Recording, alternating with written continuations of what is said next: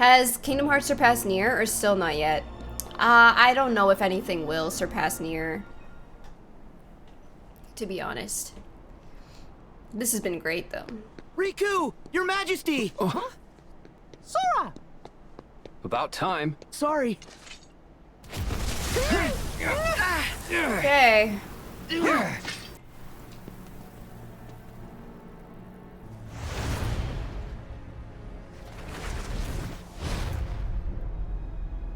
Xemnas! Where's Kairi? Wait, is she in trouble? Gotta fill him in. Xemnas took her.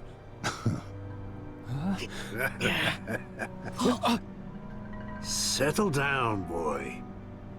It's Sora! Yeah, it's The Sora. 13 darknesses and 7 lights have clashed 9 times, yielding these 9 keys. What? Keys? We are 4 short, but those 4 keys will be produced here and now. What? Yeah, sure. And what makes you think there'd ever be any way we'd help you with that? I mean, we already did help him with You this. forget I plan for every eventuality. Yeah, he kind of a genius. Kairi! If you do summon Kingdom Hearts, we will defeat you. And we will close it again. Perhaps. That is, if you survive that long.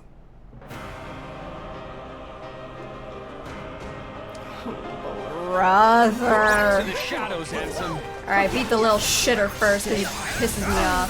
Wait, this isn't the little shitter. Oh god, where's the little shitter? Oh god, oh god, oh god. Which one's which, actually?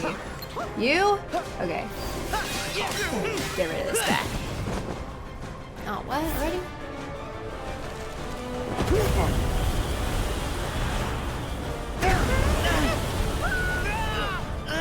Huh? Riku! King Mickey! Okay, I'm all alone. That's checkmate. Are you ready?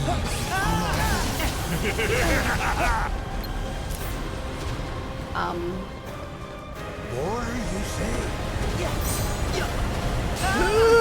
Back at you! What the fuck? Let's go.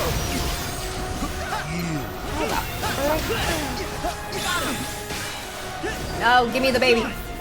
Baby Xemnas, where you at? Back off! Come on, give me the claws. Give me the claw. Oh my god. Who is she? Here we go! The claw.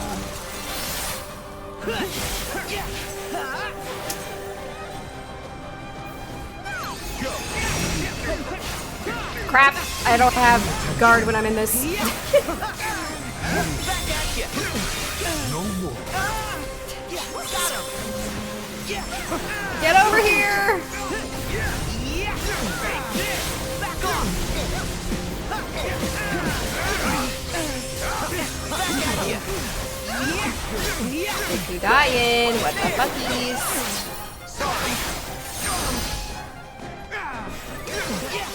So this is where my role ends. This guy pissed me off. Technically, Boat Ansem pissed me off more, but here we are. I chose him. What's so funny? I told you. There's a high price to pay for all of this. And what price would that be? I'll go back to my time and live out my life. But Sora, you're done now. Your journey ends here. What? Goodbye, Sora. Your time in this world is... He says so much shit, and I don't know what the fuck he's talking about every single time, and it pisses me off because I'm like, what are you saying? What does it mean? Just tell me what it means. Alright, where's the boat ass answer? You can save. What? Handsome. No, what? No. Xemnas is last. It's too crazy. There!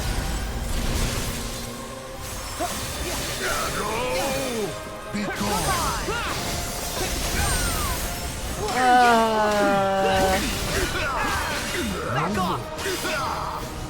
But yeah, for him to go back to his time, which is just like, dude, I feel like we're just screwed because like now it's Xemnas with all of this knowledge younger. Like he can put all of his investments into freaking Apple and Bitcoin.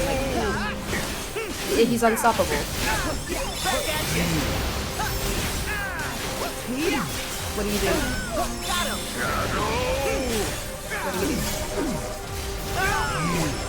Take this! Try this! Where'd he go? He gone. Oh God, you're not the one I'm looking for. Stop it, stop it, stop it. What is he doing? Take this!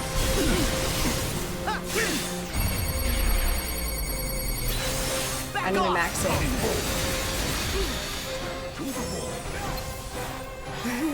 Get away from me!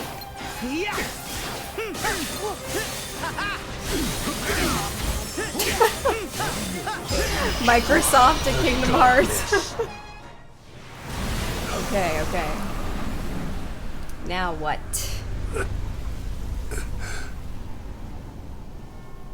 He's the OG though, to me. Because Kingdom Hearts 1, you know? Ansem.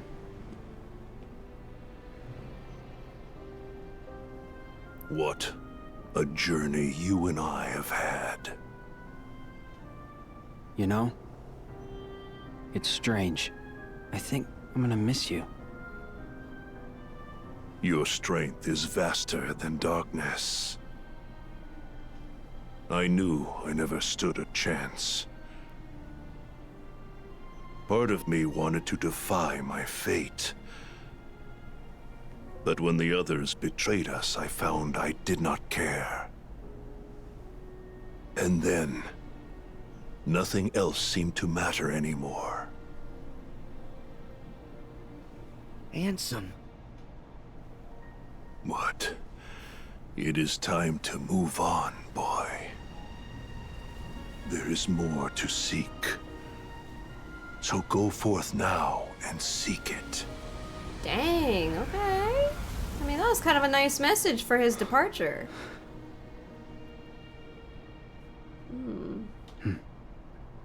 Interesting. Fall before these broken keys. See, but the thing is, in beating them all, we're helping him get his stupid keyblades. Like, what the hell? How are we not supposed to help him, bro? Oh my god, I'm about to get shit on. Back at you! Or you say. Alright, relax, Xehanort. Pay attention.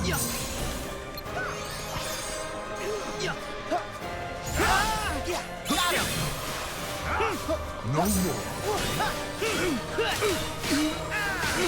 See ya! Back off!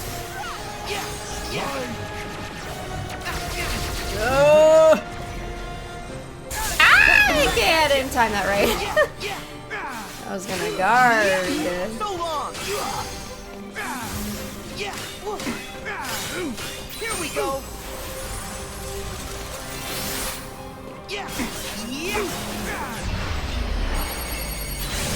Got him! Where you go? Oh gosh. Dang it. Got him! Back at you!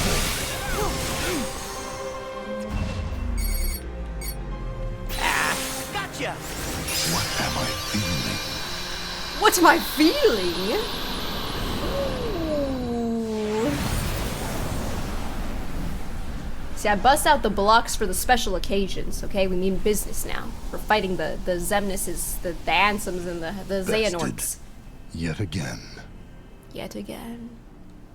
You'll never best me on that hair, though. I know that you have a heart. What do you feel? Was it worth it? I feel the emptiness where my companions once stood. I took them for granted.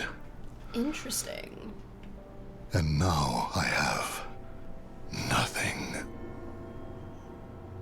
My first surge of emotion in years. For as long as I can remember. And it's loneliness. Do you see? A heart is just pain. I could fix him. Pain is being human, Xemnas. Right, guys? We can fix him. Really? It must take incredible strength. He can fix me. Oh, man. He finally felt... Oh. Damn. Hey, Sam. Okay, well now there's another Keyblade to add to his damn collection. The Olaf keychain is sending me. 12 keys we have now. Leaving just one more. Okay, well now what? Keyblade! I don't know anymore. Kingdom Hearts. Again. Now, Sora. Darkness and light's final clash.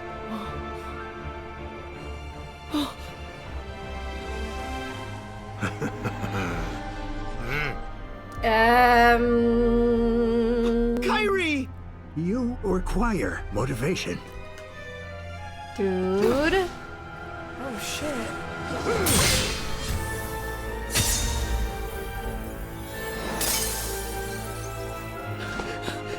Kyrie!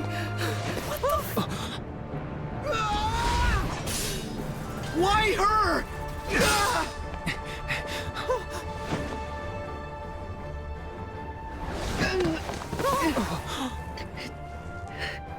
What do I do? Why? I have done it. Xehanort!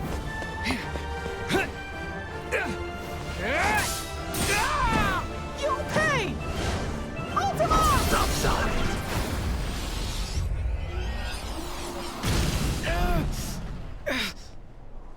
Oh my. Your Majesty! Riku! What? Ah! Now, the Keyblade War will finally reach its conclusion.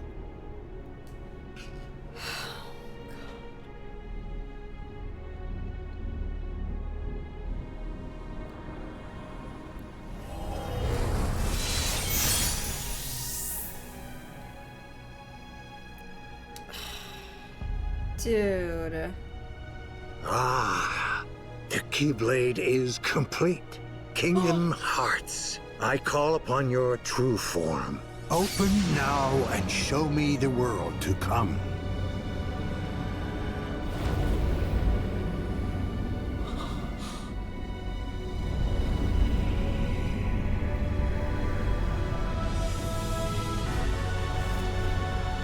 Oh god.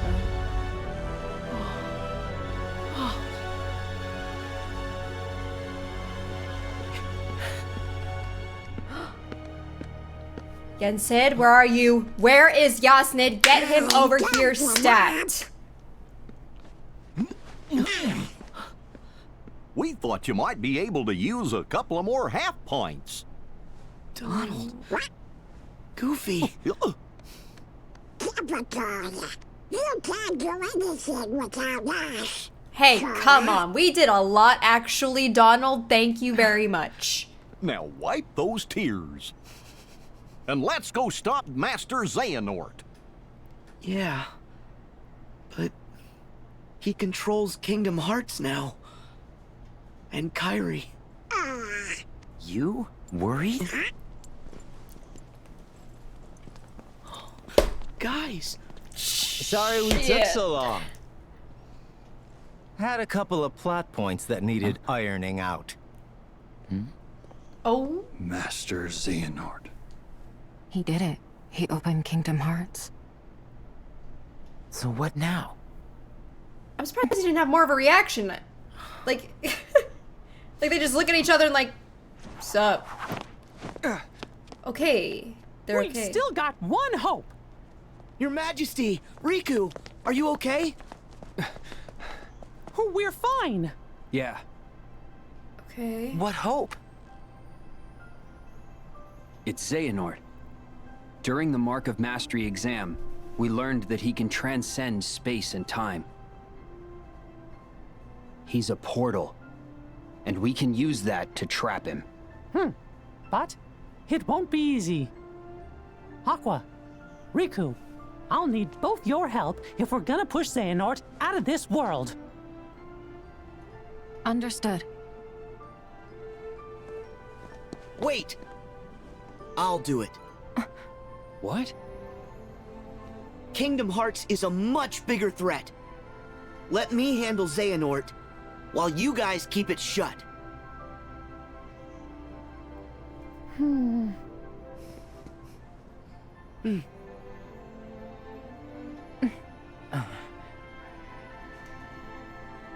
Right.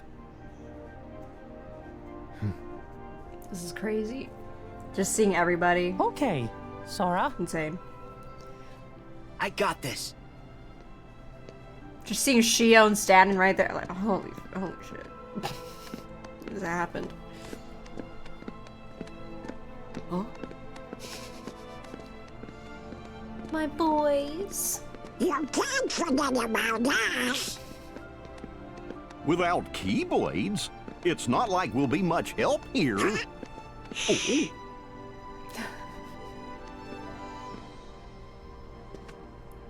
3 half pints together again.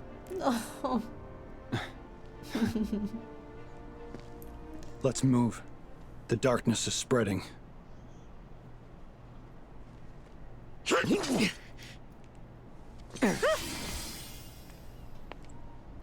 Sora. Huh? Oh. Hey. Kyrie will be all right. I can feel it. We just need Nominee up in here.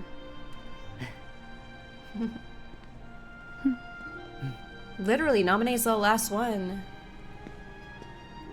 And then Kyrie, obviously.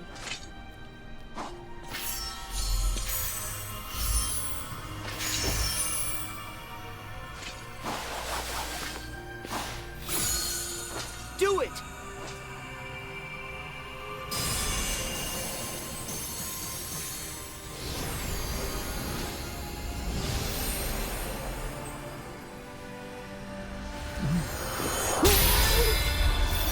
What?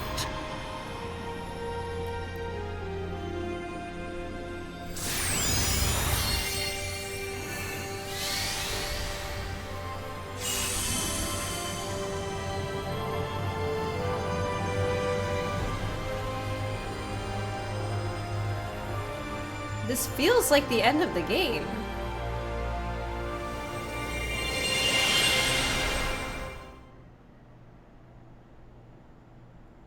Huh? Begin the final confrontation with Master Xehanort, the battle to end all. Whoa. Where are we? Land of Departure? Oh, right. This was at the start of the game. Man, what?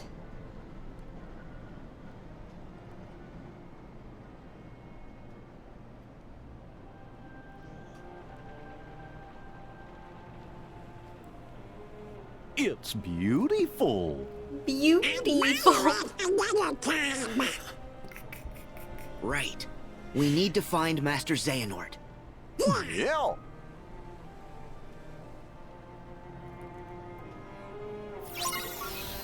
Xehanort has to be somewhere in town.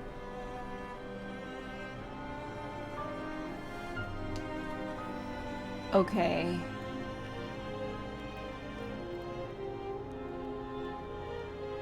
Where the fuck am I?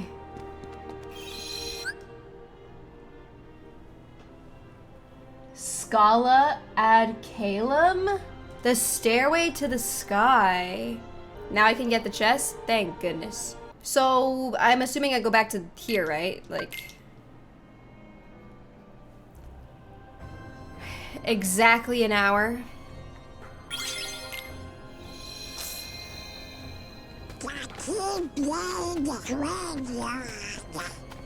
I missed having them. Okay, let's go get this chest, and then we outro, and then I turn into a cucumber. I don't know why a cucumber, but because I'm chillin'. Try to be as cool as a cucumber. Really? It's just right here? Oh my god. Don't you want to know what happens? Hey, or Calcum Plus. Hey, complete the treasure section of the gummy phone. Yes! We did it. Haha. Success! What a stream / episode. Oh my god. What a segment indeed.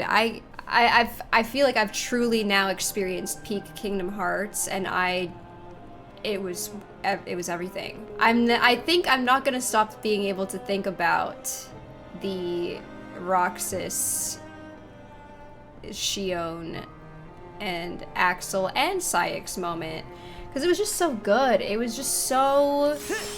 it was so perfect, I feel. But you know what I feel like a little sad about? Is I wish that those moments, the moment of Axel, Roxas, and Xion reuniting, I wish that that moment and the Birth by Sleep crew reuniting moment were like more spread out and complete, like separate. Like maybe separated per game, because I would have loved for that to have been like, they're both equally like really, really big moments for them to get these people back and to be reunited with everyone. But I feel like it just felt like it was too much at the exact same time. Like I wanted to just feel that moment with Roxas, Xion, and Axel, because it's such an impactful moment. I wanted that to be on its own and to just really feel that for like the rest of the game maybe. And then maybe in the future have Terra still like fighting for Terra or something. Because they're just such impactful and big moments that I wish they had their own standalone like spotlight, you know? Instead of just being like one after the other, especially. Like maybe, I don't know. At least separate them, like, you know, in the different paths that we choose. Have them be like a separate from that. I don't know. Me, myself, I like that it's just a barrage of emotions. I think it's cool, but I would have just loved for them to have their own moment, you know? Like it is, at the same time, it is very sick to just have everybody, like Avengers Assemble style, like everyone is here. But maybe it would have been cooler if it was like, okay, Roxas and everyone is here in Kingdom Hearts 3, and then Kingdom Hearts 4, that it's truly everyone. Like, separate them per game or something. It's just like such big moments all in one at the same time. But obviously, definitely enjoyed this so far. I mean, we have this whole world. I'm thinking still, we haven't seen Final Fantasy characters. I feel like they have to be in this world. I don't know. I was thinking maybe they would be in the Badlands, but that was a whole other thing, obviously. But I'm really curious to see what the hell is going to happen in this world. So we're going to go after, I believe it's young Xehanort. I'm thinking we're going to see younger Ericus too, which will be really sick. But the time travel stuff is interesting. I feel like I've been at the moment of like, okay, this is the end of the game for like the past 15 minutes even. But it's just, we're still going. And I'm like, how is this still happening? But yeah, anyways, definitely looking forward to see what this world is going to be all about. Okay, right. So Xehanort has to be somewhere in town. Part 2 of our finale, guys. So, technically, it's a little unfortunate because we're just missing Naminé, and obviously Kairi. We need to bring back Kairi too. But like, other than the two of them, the whole squad is literally, they're just here. Part of me is also curious if we'll know more about like Union Cross characters, because I can't remember who that person was that showed up to help Sora. I said Ephemer, I don't know if that's correct, but I don't know if they're planning on showing more of those characters here. We'll have to find out. I don't know. Oh yeah, I wanted to look at the Keyblades to see what you guys were talking about, the nano one. Something about a smiley face? Oh. On like the center of it? Oh my god. That's hilarious. Oh yeah, we got this. Just to confirm if your name guess was correct. Up to you if you just want to make sure, not a spoiler. Yeah, I guess, yeah. I'll hate chat it. Was Ephemer correct? Was I correct on that? I might as well. Yes. Okay, well, I'm glad to see that I was right about something for once. Okay. Oh, God. I think we're going, guys. It's happening. This world looks stunning, too, though. It looks beautiful. It reminds me of a bit of one of the worlds in Nier Replicant, actually. Like the beach place? Yeah. Reminds me of that. Yeah, the pier. Or the coast, whatever. Sure is awful quiet here. Just go run around. Oh! Wait, why is old... I thought we were gonna look for younger Xehanort, though. What? Hey! Oh, hell no. What? This is so creepy.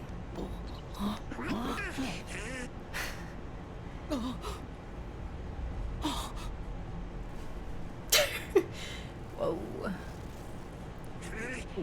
What's going on?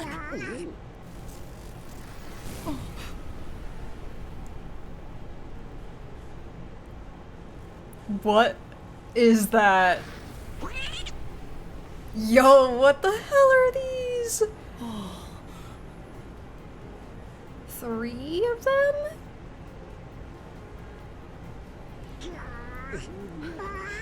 Are you serious?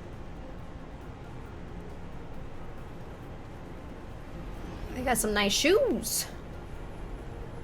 What is happening?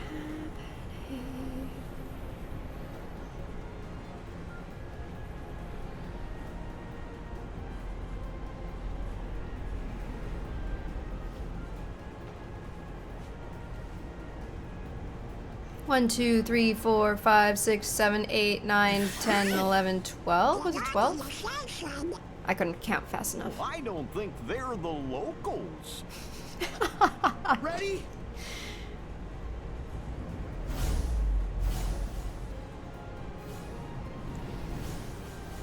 Dang it, I was trying to count those too. I didn't know if it was... I tried to count 12. I didn't know if there was 13. Just like how before we came here, we had only defeated 12 and Xehanort was the 13th one, but we didn't defeat him yet, so that was my thought process. I don't know. Ooh.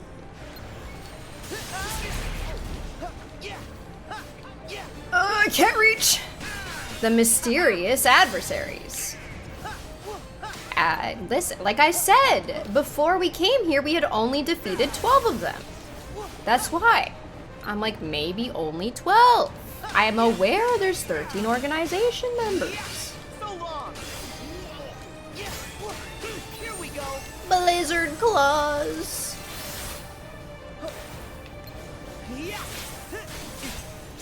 Yeah, the previous track, I know. What the? Oh, this one.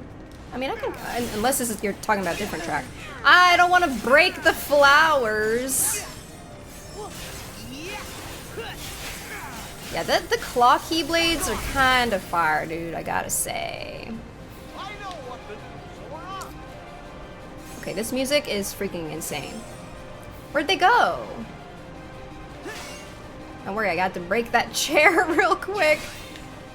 What if there's loot around these high ground areas, guys? Oh, this super reminds me of Nier. These are some gorgeous... Okay, now we're just sightseeing. Oh. Okay, see, there's a lot of dudes. I'm dying. Can I... Okay, thank you. Oh, I haven't seen this in a minute. Whee!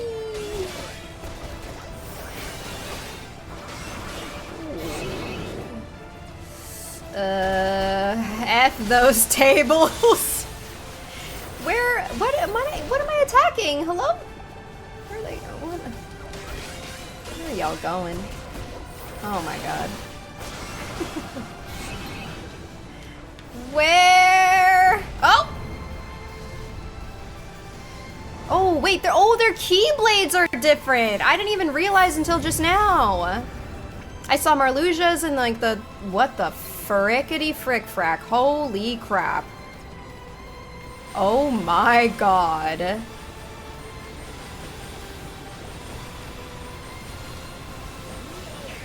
Oh, it's freaking Xemnas!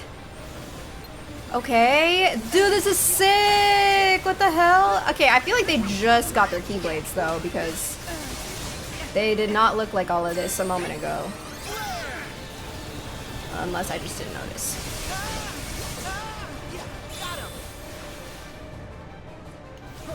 Oh! Gotcha!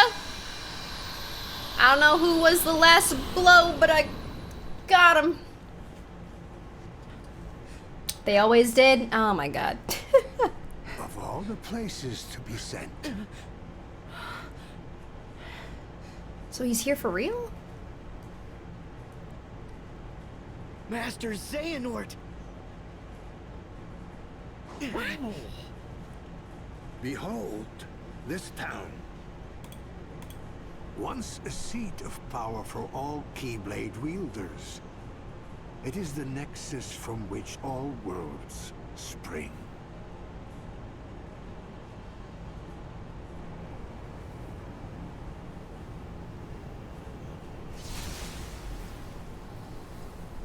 What does this mean now? Little orbs. Oh god. Are they just gonna like return to him? Are they gonna power him up? Oh, brother. Here I and my other selves can be one. United in Scala at Caelum. Scala at Caelum. Beautiful. Beautiful area. Oh, the chessboard too.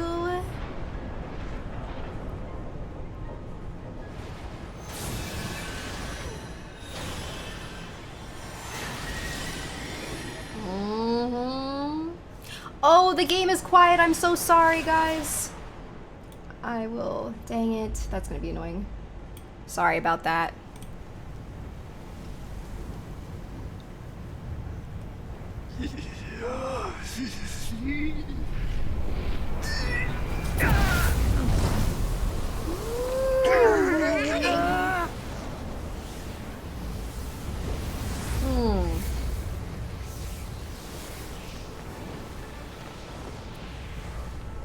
What? Holy crap. He looks insane. Let's get him. Yeah. Whoa. Oh, what the heck? It's like a helmet.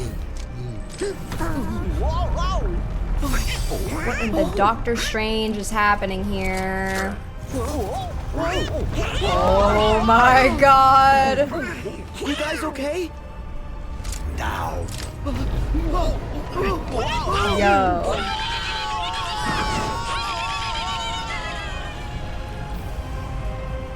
Am I gonna have to like play with this twisted landscape? That'd be kind of crazy. Xehanort! Dang. You're just getting started. Ah.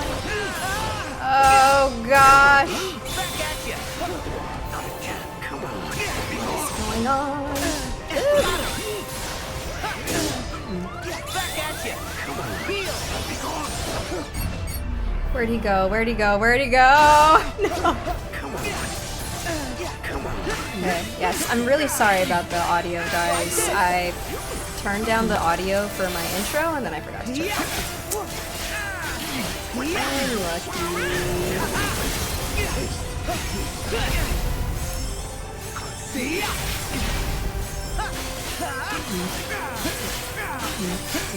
I am just floating in the air right now.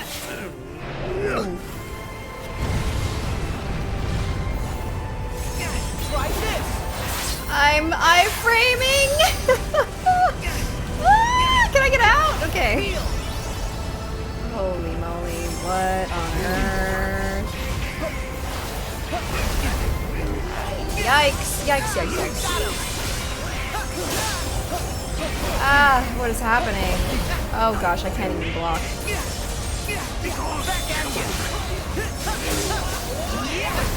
Can I, like, get him? Where am I going? Oh, here we go! Trying to bust out the skates! Be gone! Come on! Okay, huge. Good damage. Oh, crap. Attack! Nice. No. Blaster Blaze? I don't think I want to do that.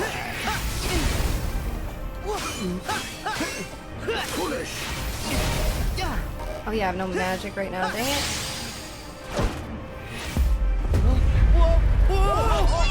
Turning again.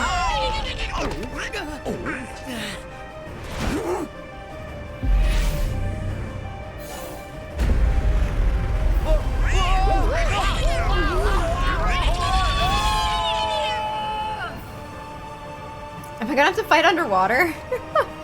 Uh-oh.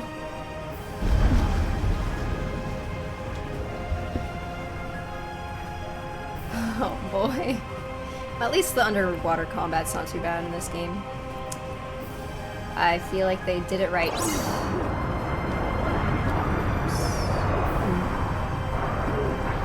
Ah! Get over here. Oh my god.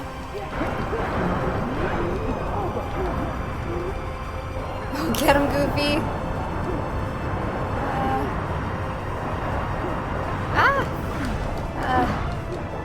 Dang it. Oh my god. Mess him up.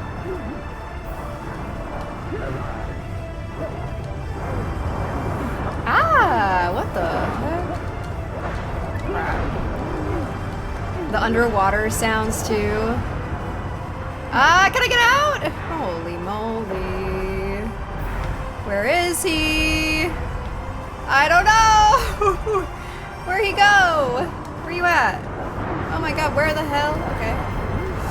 Donald, don't die. Shit. Kinda hurting a little bit, guys. Kinda hurting a lot. I'm gonna need a heal the moment my MP's back. Okay. Get him. Okay, next. Where are we going to now? In the sky? Maybe? Yeah, I believe this on tougher difficulties. I could imagine how tough it's gotta be. Oh. What the heck? It was so beautiful!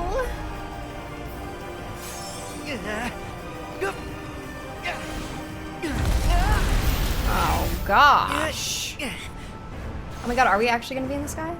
Oh my god, we're in the sky. I was right!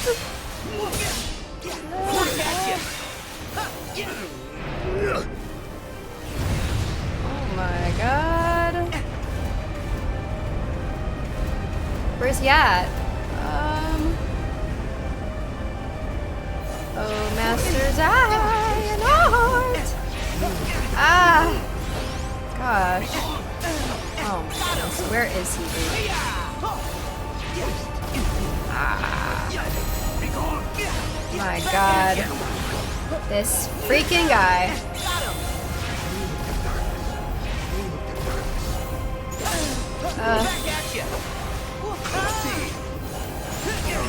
Holy, what just happened? Oh wait, that hit him? Ah, I don't want to be over here. Crap, man. Okay, what about this? Here we go.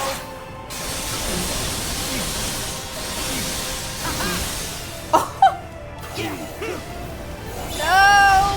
What just happened? I didn't mean to do this, actually.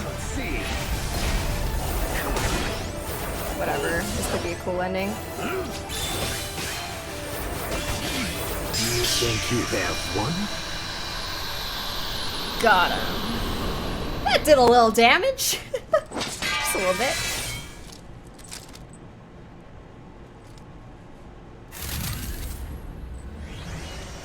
Okay, that was part 1 of the Xehanort fight out of like 20, so we're getting there. Progress.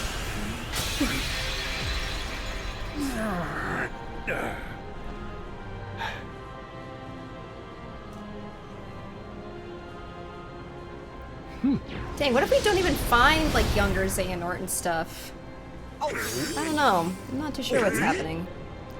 What if we came here just to fight him here? Maybe. I don't know.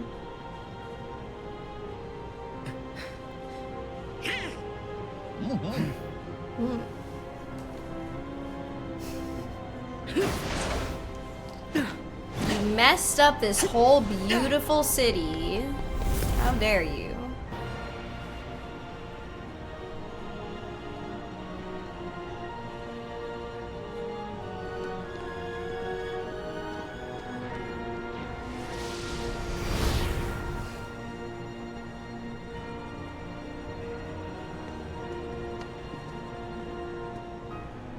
It's all over, Xehanort! Is it?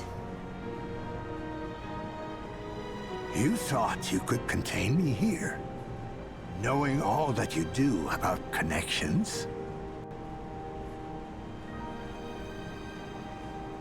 Oh.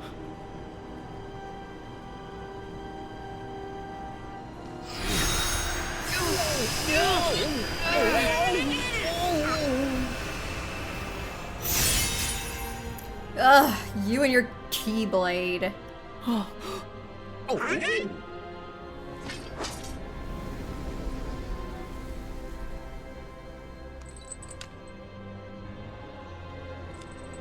There is one sky, one destiny.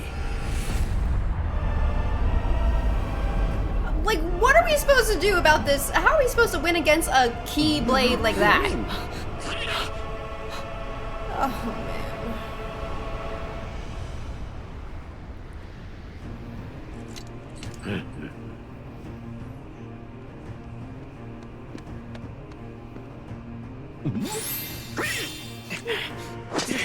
Alright, boys, let's go. Let's beat the keyblade somehow.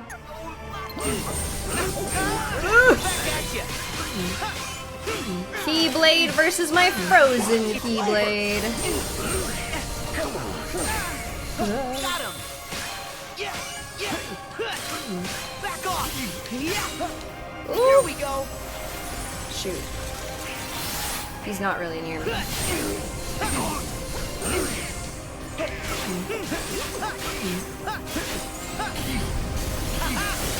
Get over here. Oh, damn.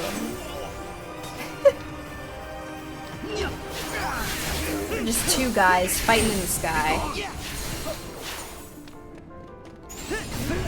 Oops. Wasn't close enough. Back at you! I feel like my most used thing is just like that counter too good.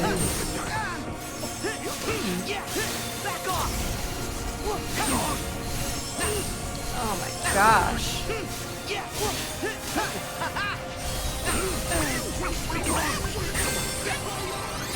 Enough!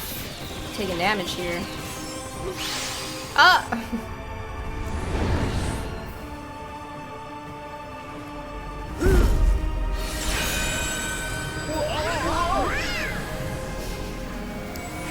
Beating up this senior citizen is freaking insane. Come, Kingdom Hearts!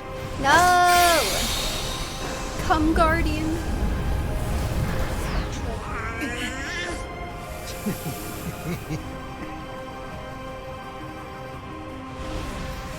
Okay, what do we do about this, guys? Guys, what do we do about this?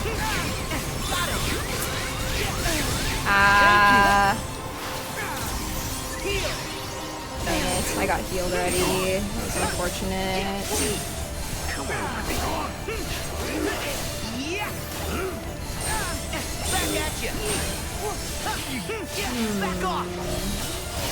Dang it, no magic. Here we go. Take these skates.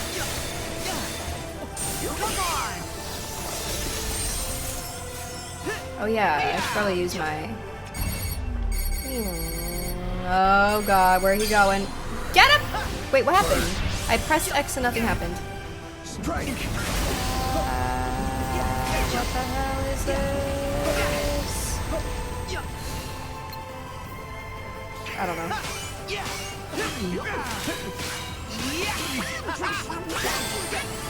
Flare force.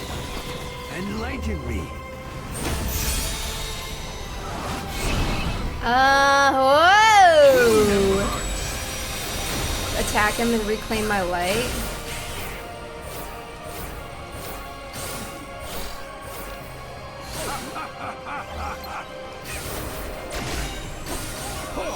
Can I even reach him?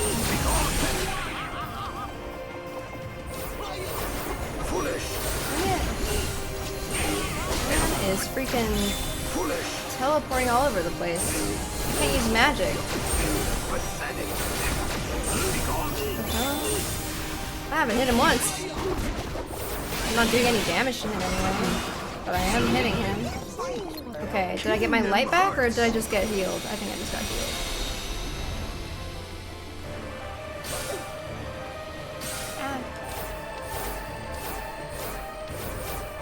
What the heck? He's back? Concede.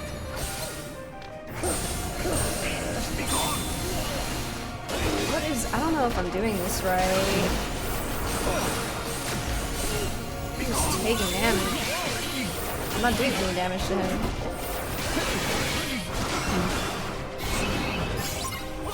Return to the light. Okay, here we go. Oh my god! I don't know if I missed that previously or if that was the first time it showed up, but got it.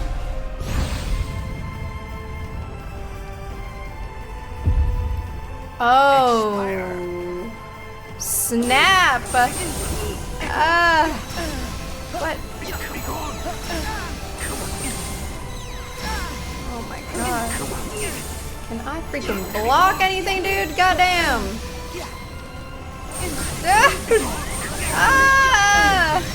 What the? Thank you, Donald. I love you. Jesus, what just fucking happened? I don't know. Holy damage.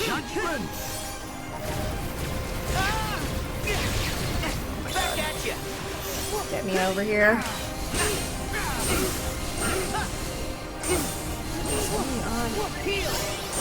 I didn't actually do that. Last ray.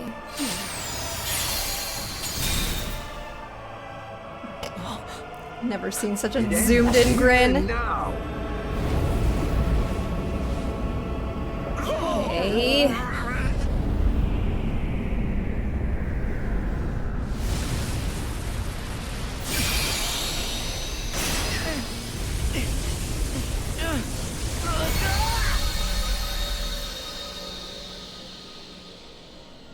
Uh-oh. Am I dead? This is what happens when I again screen.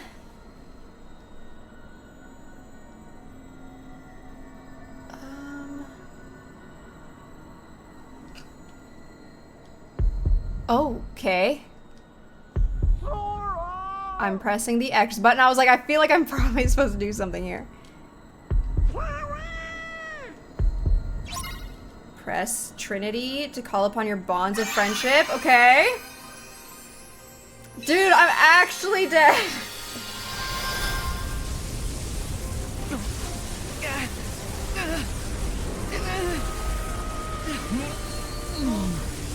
Thank you, Goofy.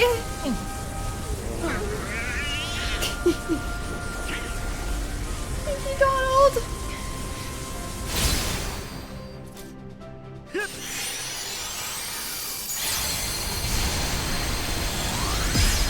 Ooh, that power of friendship pretty strong. God damn. See ya later. Okay. No more darkness around the heart. Good. Oh my god, we're still here. He's got a digivolve, right? Like... He just got an outfit last time. He hasn't digivolved yet, guys. Wait a minute. Why? How? It's over now! You lost! No, look. You are too late.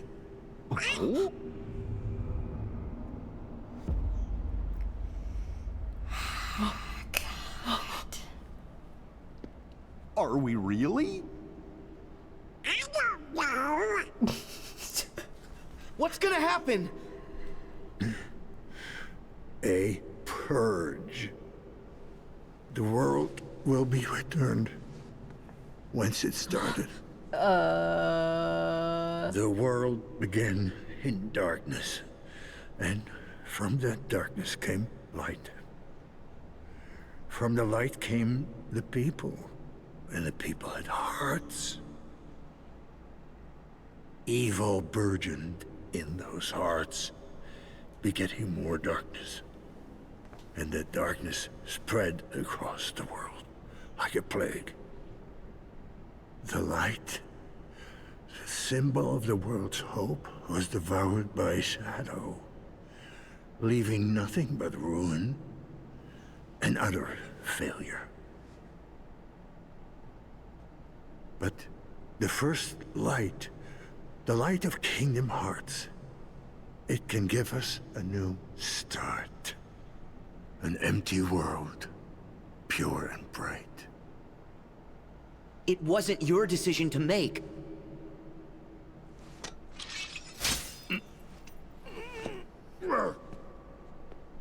Then whose was it? Oh, the heck?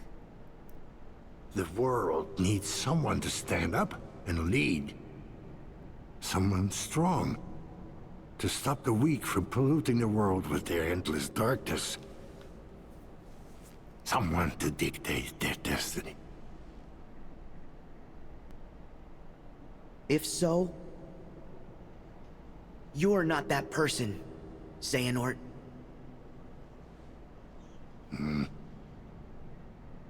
A real leader knows that destiny is beyond his control, and accepts that.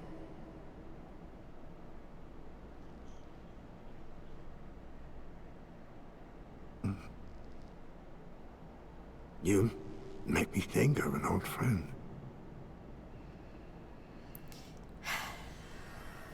Look! Oh.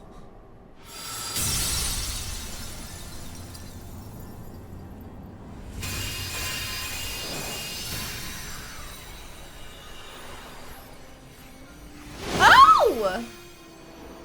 What the hell? Hey guys. What's up? You made it. Are you okay? Yep. Kingdom Hearts is closing on the other side, but we managed to follow our hearts to you.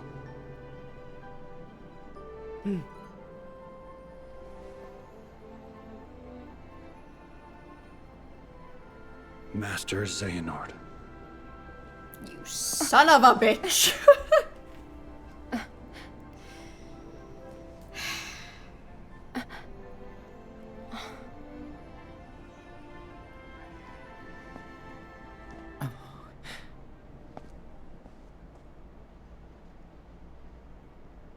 What's he gonna say?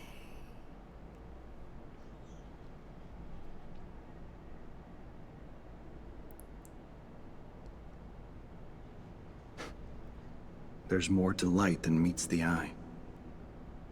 As I told you.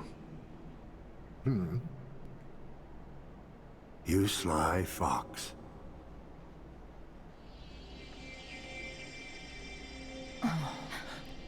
What is going on? What is going on? What is going on?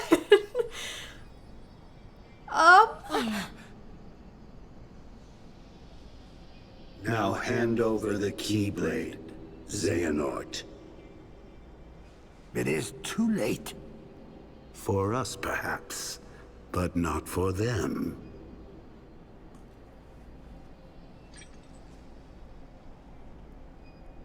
No. I can do this.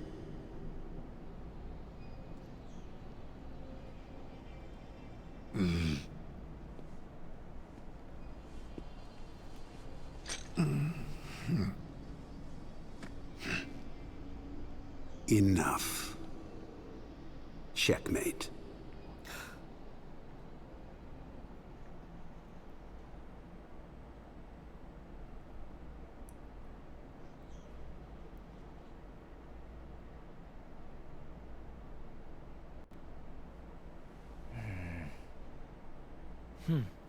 I told you that you might be surprised. Yeah, you got me. Huh? Really? What? It's just, you never admit it when you lose. That's 'cause I never lose. Oh, come on.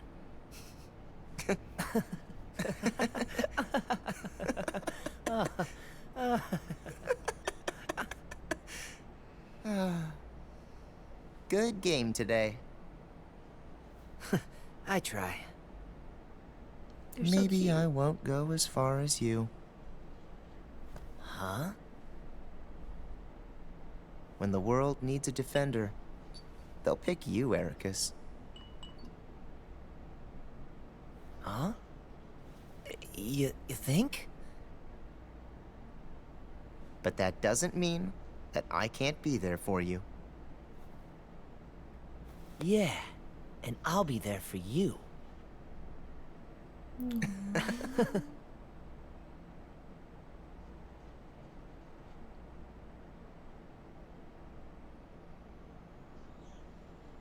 And here they are.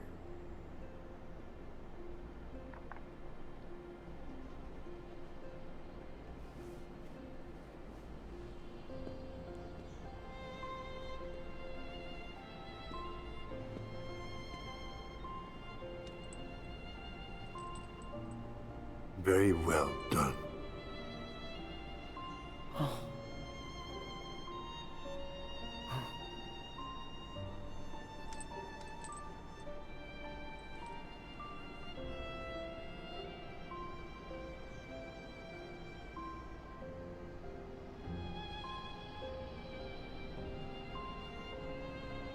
Terra, Aqua, then. Forgive your foolish teacher. Master! Master! Master.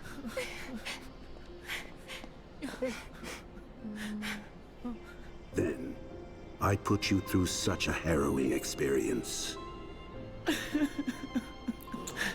And Aqua, I left you with such a heavy burden. Sure did, brother. Terra, look after them for me. Please.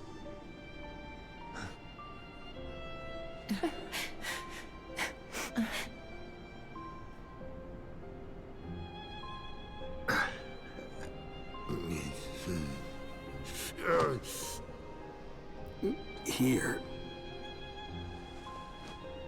Ready, my friend? Yes. Aww.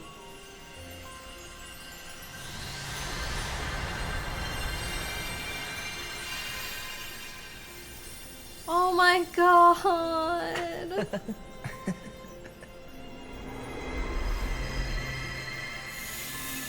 What? Damn, dude.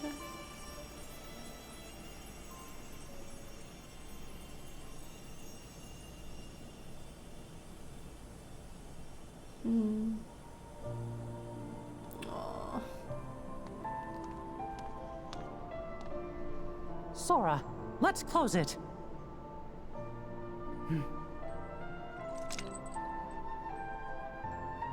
Everybody help me out.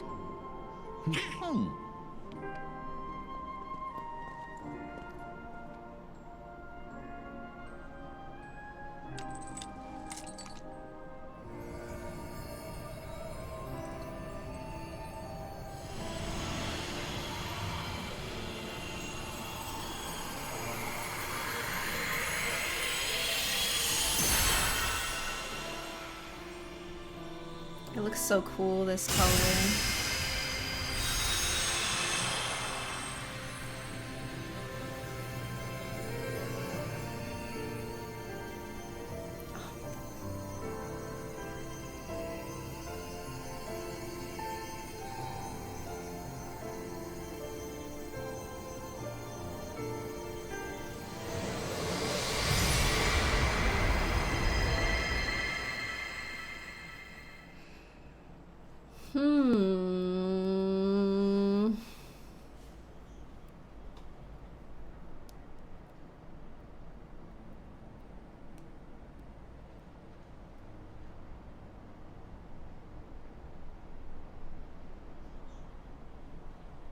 It's finally over. Oh. No. We'll find Kairi. Let's head back to Master Yen Sid. We can figure it out. Right, Kairi. No. I know what to do. Where is she? Sora! My whole journey began the day I lost her. And every time I find her, she slips away again. I thought we'd finally be together, but she's out there, alone. Not for one more second. What you do? That's right. Thank you, Donald, Goofy. But this time, I have to go it alone. Sora, listen. The power of waking isn't to go chase hearts around. Even if you do locate Kairi, you might never come home to us again. Oh boy. I will. And we'll both be back before you know it. Please. How does he know where to... Well, his heart, Let him but, go, you know. Mickey. Oh. Riku! His heart and his mind are made up. Now believe in him. Yeah. Safe journey, Sora. Mickey looks so Thank you. tired. Oh.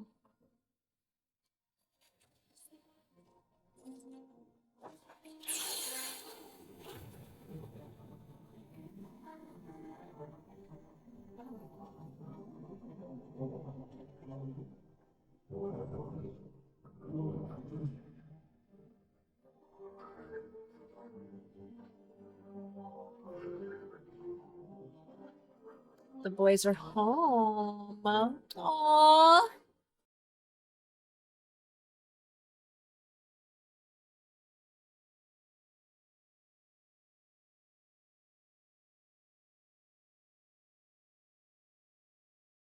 So cute.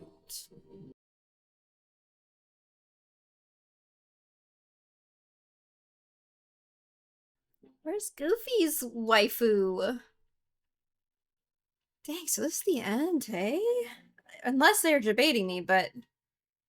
Oh my god, they're back! Oh, all their wayfinders are back. I hope that's what they were called, I'm pretty sure. Oh man.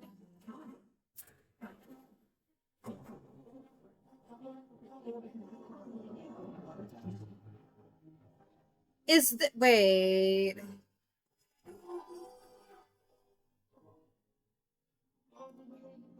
Oh. I remember Ventus was in the thing. Oh man, my brain hurts. Shield 2. Oh, it's gonna get me, man.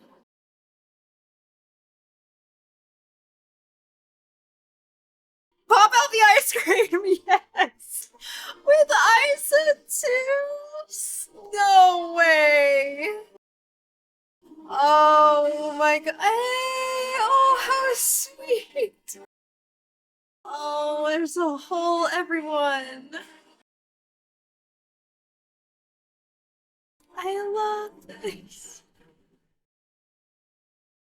What's this now? What was that? Nominate? Oh my god. Oh my god.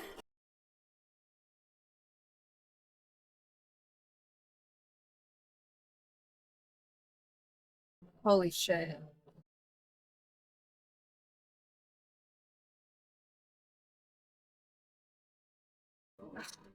My favorite thing in the whole world.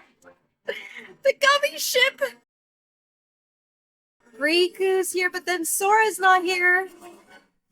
Dang, imagine that. Waking up and you get greeted by Riku taking your hand.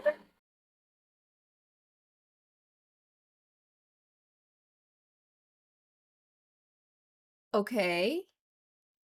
There's more. Oh my god.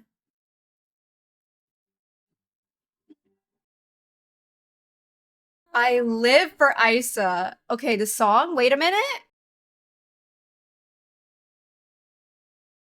Dude, she looks so cute. Her outfit, dude.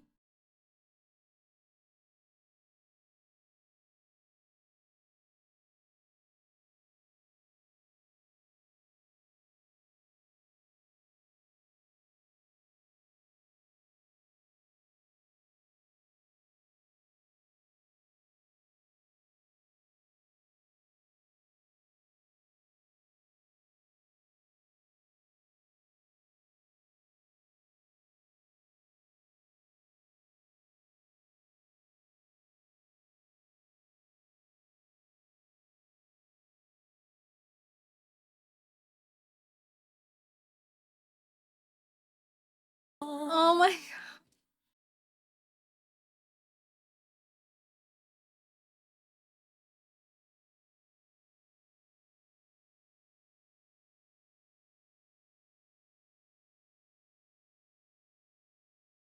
Is she there for real?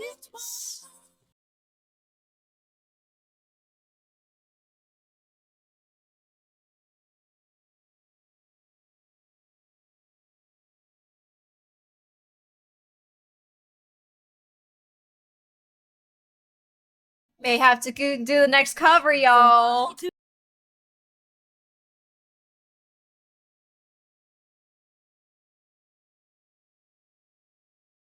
I don't know, I have a lot of thoughts. I don't even know how to gather them though. They swapped spots, unless it's a reversed image, but we did it! Kingdom Hearts 3. Any ending cutscenes? Okay, here we are. Xehanort's Keyblade.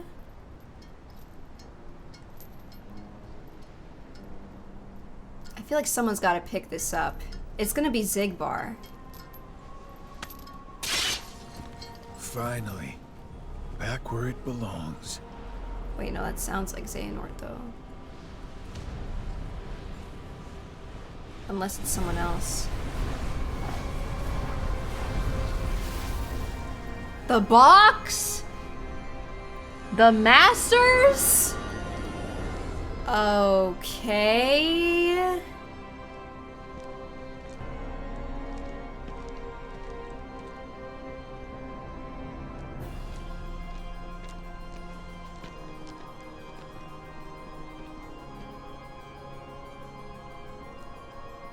Did you summon us back?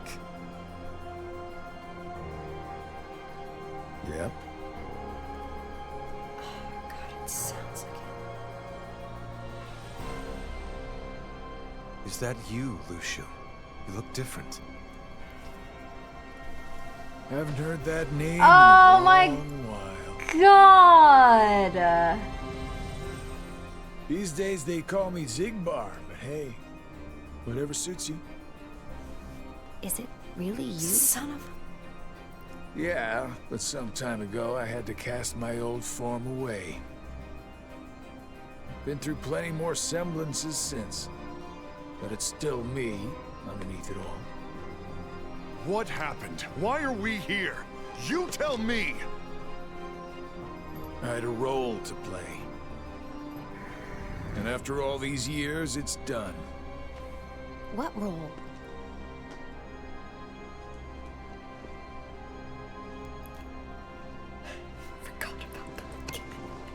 Oh, black box, by the way. They see the black box. They see it. I guess Ava didn't make it after all. Meaning what? I told her, clear as day, what it is I had to do. And is that why you decided to exclude her? As if. Ava had her own mission, and she carried it out. I've heard enough! Lucio, what was your role?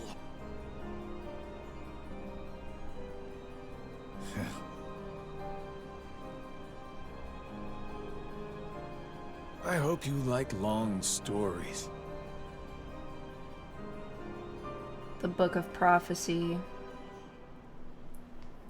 I kind of forget about what happened with Ava and stuff, but might need to brush up on that.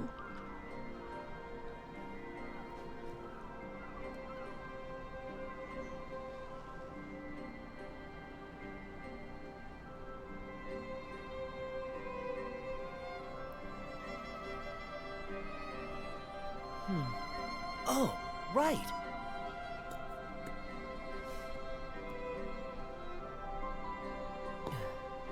What's this? I heard about this new game. This is gonna be symbolism again, huh?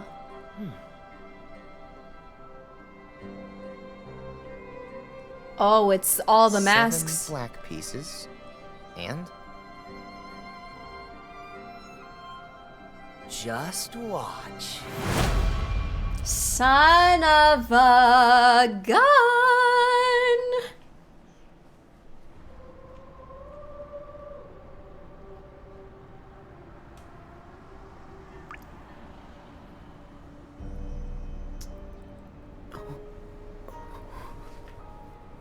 Just when you think it's over, man.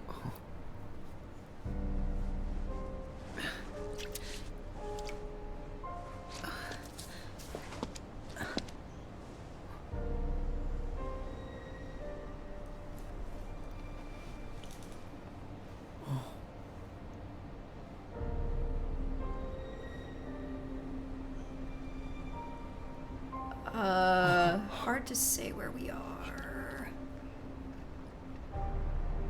Initial thought is like... I mean, it kind of looks like Big Hero World, but it makes me think of the place where Riku and Roxas fought.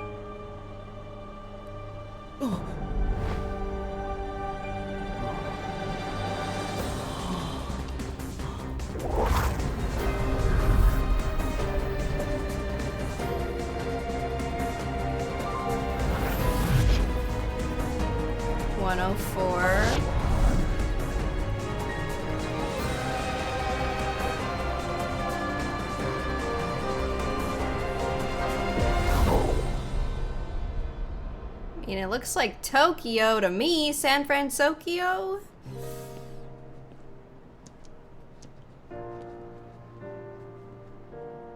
Unless it's another city I'm unaware of. Yeah, no one confirm or deny anything. Oh, wait, what?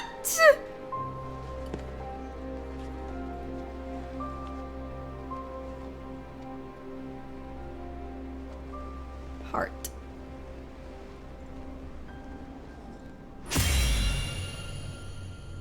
Seriously? I was just saying. Proof of promises, a certificate awarded to those who have collected all the luck from worlds over. Luck? Oh, the emblems. Hey? So we're in that Final Fantasy world then, it seems. But, yeah, I don't know. Because it looked like it could have easily been San Francisco, you know? Okay. Finish the game and view the ending. We did it. Another chapter closed. So we'll do the DLC afterwards, of course, but I just kind of wanted to wrap up my thoughts on Kingdom Hearts 3 as of right now. And then I'll share my thoughts after, you know, the DLC. But for Kingdom Hearts 3, I don't know how I feel about that ending. There's so much to talk about, especially with that post-credit scene. So maybe I'll focus on everything before the post-credit scene. I feel like I was a little disappointed that we didn't get to explore the world a bit more. I was like, oh, maybe this will be like, oftentimes after we finished the worlds, like in Kingdom Hearts 2, there was like a final world, like the world that never was, or like the graveyard, for example. That was like a whole world. So I guess I was kind of expecting like a final world, but I mean, here we had the graveyard again, but I kind of was hoping for another world, and I was hoping for the Final Fantasy crew, right? I mean, maybe the Final Fantasy crew will be in whatever the DLC is. I'm just like waiting for them to show up at some point. Maybe they won't be in anything. I don't know. I guess it's a little spoilery, though. I feel like they are. This was a little spoiled for me from, like, see, spoilers can show up in the smallest things that you don't expect. I went to a signing for Naruto recently, and there were members of the cast that were also part of the signing, and I saw that Hidan's voice actor, who also voices Sid, and I saw it in Kingdom Hearts 3, and I was like, man, are you serious? So that was like the only thing, which is why I'm like, okay, where is the Final Fantasy VII crew? Which, yeah, that's a little unfortunate. So I don't know what the deal is with that. That's why I'm constantly like expecting it. I'm like, that's what I mean when people like foreshadow stuff, is it causes me to like have this expectation in my mind, and I'm just like, okay, where, when? Which is why I'm so strict on spoilers, but sometimes it just, you know, it is what it is. I guess I was misunderstanding that ending. I had an impression that we were going back in time to stop younger Xehanort from proceeding with the plan. So I really like expected us to go into that world. That's what I really thought was gonna happen. Was, yeah, like, okay, go into this world, find the younger Xehanort, and yeah, like, stop him, essentially. So I was like, oh, we're gonna find young Xehanort and young Ericus playing that chess, like, we're gonna go into this room, and we're going to find them, you know? I thought that's what was gonna happen today. Because I figured, I was like, well, there's time travel happening here, and he did say it's a portal, so I was like, oh, I would have loved that. I thought that would have been cool. I was a little disappointed that that didn't happen. I didn't expect it to, I guess, yeah. It would have been cool if we could have seen more of that world, or like to know more of the story of that world. I mean, Xehanort kind of mentioned like this is where, I'm not gonna know exactly what he said, but he said something about like this is where like the different Xehanorts converge or whatever, where they become one or something. And then I guess when Master Ericus came out, I feel like I was so focused on how is this happening? How is this possible? it kind of like, my brain was very stuck on that, and I feel like I wasn't able to be in the moment as much, because I was like, what is happening here with like Ericus? I was happy to see the younger Master Ericus and Xehanort together. That was nice to see. It just didn't happen as I had expected. Remember when Terra grabbed Ericus in BBS? Not exactly. See, like, little moments like grabbed Ericus. Like, nope, my brain did not take note of a moment that Terra grabbed Ericus. When he died, I mean, I don't remember that specific detail. After he died, he vanished into Terra, but yeah, it is pretty detailed. Yeah, so I didn't exactly catch that, or I didn't expect, I guess, Ericus to just be within Terra. I guess the ending, I don't know what I was expecting as far as like Xehanort goes. I don't know what I was expecting, but I don't think I was expecting it to kind of play out as it did. I feel like I like that Ericus and Xehanort went out together. Like, Xehanort had like a change of heart. But at the same time, it just felt a little, I don't know. I feel like conflicted over the ending, because I'm like, I didn't expect it to end like this. Yeah, I felt like he didn't, like, it didn't feel very Xehanort-like. It felt like as if he wasn't the same person that we were fighting this whole time. And I guess it felt weird to me because Xehanort's such a smart guy. He always thinks like a million steps ahead. It felt underwhelming. It felt like an inconclusive ending to me for some reason. It didn't feel like a satisfying ending for Xehanort to me, because I know he is a literal genius. Like, he is thinking all these steps ahead, and I know with like the chessboard and everything, it kind of shows like Ericus is also pretty smart, and he has a way to, you know, get around Xehanort's thoughts or whatever, or his plans, which is why, you know, oh, you sly fox or whatever. But it just feels a little inconclusive to me. It didn't feel like Xehanort to me. The guy's a genius. Surely he had a plan or something, which, I mean, maybe in a way, my headcanon as of right now is like, okay, Xehanort was maybe reconstructed in a way where he actually put a part of himself to live on in Xigbar. And then that's where the true Xehanort is within Xigbar right now. I don't know. Obviously, these are like my theories or whatever. I don't want anyone in chat to confirm or deny anything. The ending, yeah, it kind of like, when it was happening, I was like, oh, this is it. This is how it's ending. Like, that's the feeling I felt going through it. Little like, maybe I was expecting something different. I think the ending, like the post-credit scene is very interesting with Xigbar and gathering all the masters together. I'm gonna have to refresh my memory on what happened to Ava. I think she was the one that something to do with bringing everyone together for like the books and the stuff, and like she was the one that with Ephemer and everything. Yeah, the Lugia reveal, definitely wild. Yeah, the dandelions. I feel like Union Cross is so hard for me to especially know what's happening because it was a little confusing to me. It was just hard to follow a little bit. We need to talk for like 30 minutes about Shion and Axel's casual outfits. We need to talk about Isa's casual outfit. I think I found a new, I'm in love a little bit. I don't know. I think I just love him or something. But yeah, I loved all their casual outfits. They were super duper cool. When it was Sora and Kairi sitting on the island, I was like, I don't know how to feel about this because Kairi, we need to find her, and then Sora was the one to disappear. That was a little interesting, a little strange. I didn't know what to think of that either. I was like, I think you didn't fully understand that part. Remember what young Xehanort said to Sora before he peaced out? No, I can't remember every single line of dialogue in this game. Your time in this world is... Oh, okay.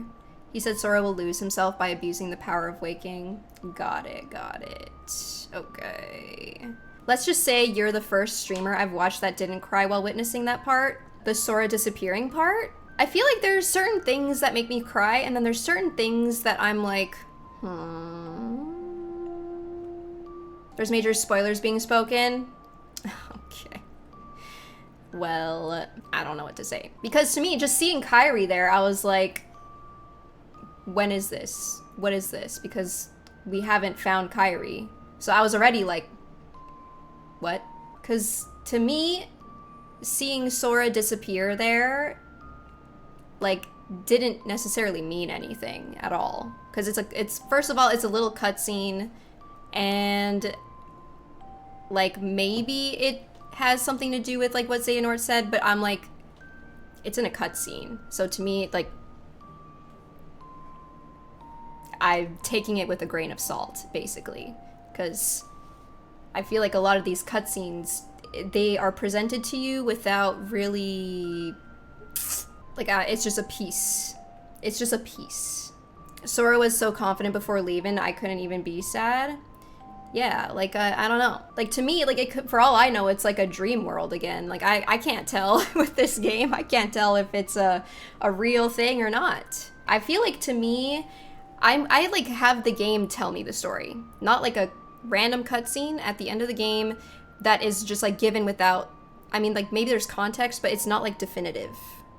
Like nothing to me is definitive until the game tells me. So that's why when moments like Roxas and Xion showing up and actually being there, it's like, okay, this is for real. This is happening. This is actually happening. So that, like, those parts hit me. It's your first playthrough, you're not supposed to understand the full context at this point. Exactly. But, I mean, if other people cried during that point, that's okay. That was their experience. I don't know. Yeah, so Xigbar cutscene. Yeah, so my theory is, like there's still, like, Xehanort is, like, living through him. He did say that he has been through multiple, I guess, like, you could say phases, or I forget exactly what he said, but it made me think, like, kind of how everyone that we fought throughout the labyrinth area, like how once we defeated them, they kind of came back to themselves. That's what Xehanort felt to me in our fight with him. Like I said in like the Xehanort segment, I feel like whoever has that Keyblade is like the Luxu situation. Like maybe Luxu was through Xehanort, and then now it's, I mean, he said, the old coot told me he was going to give me the Keyblade. And I mean, he did.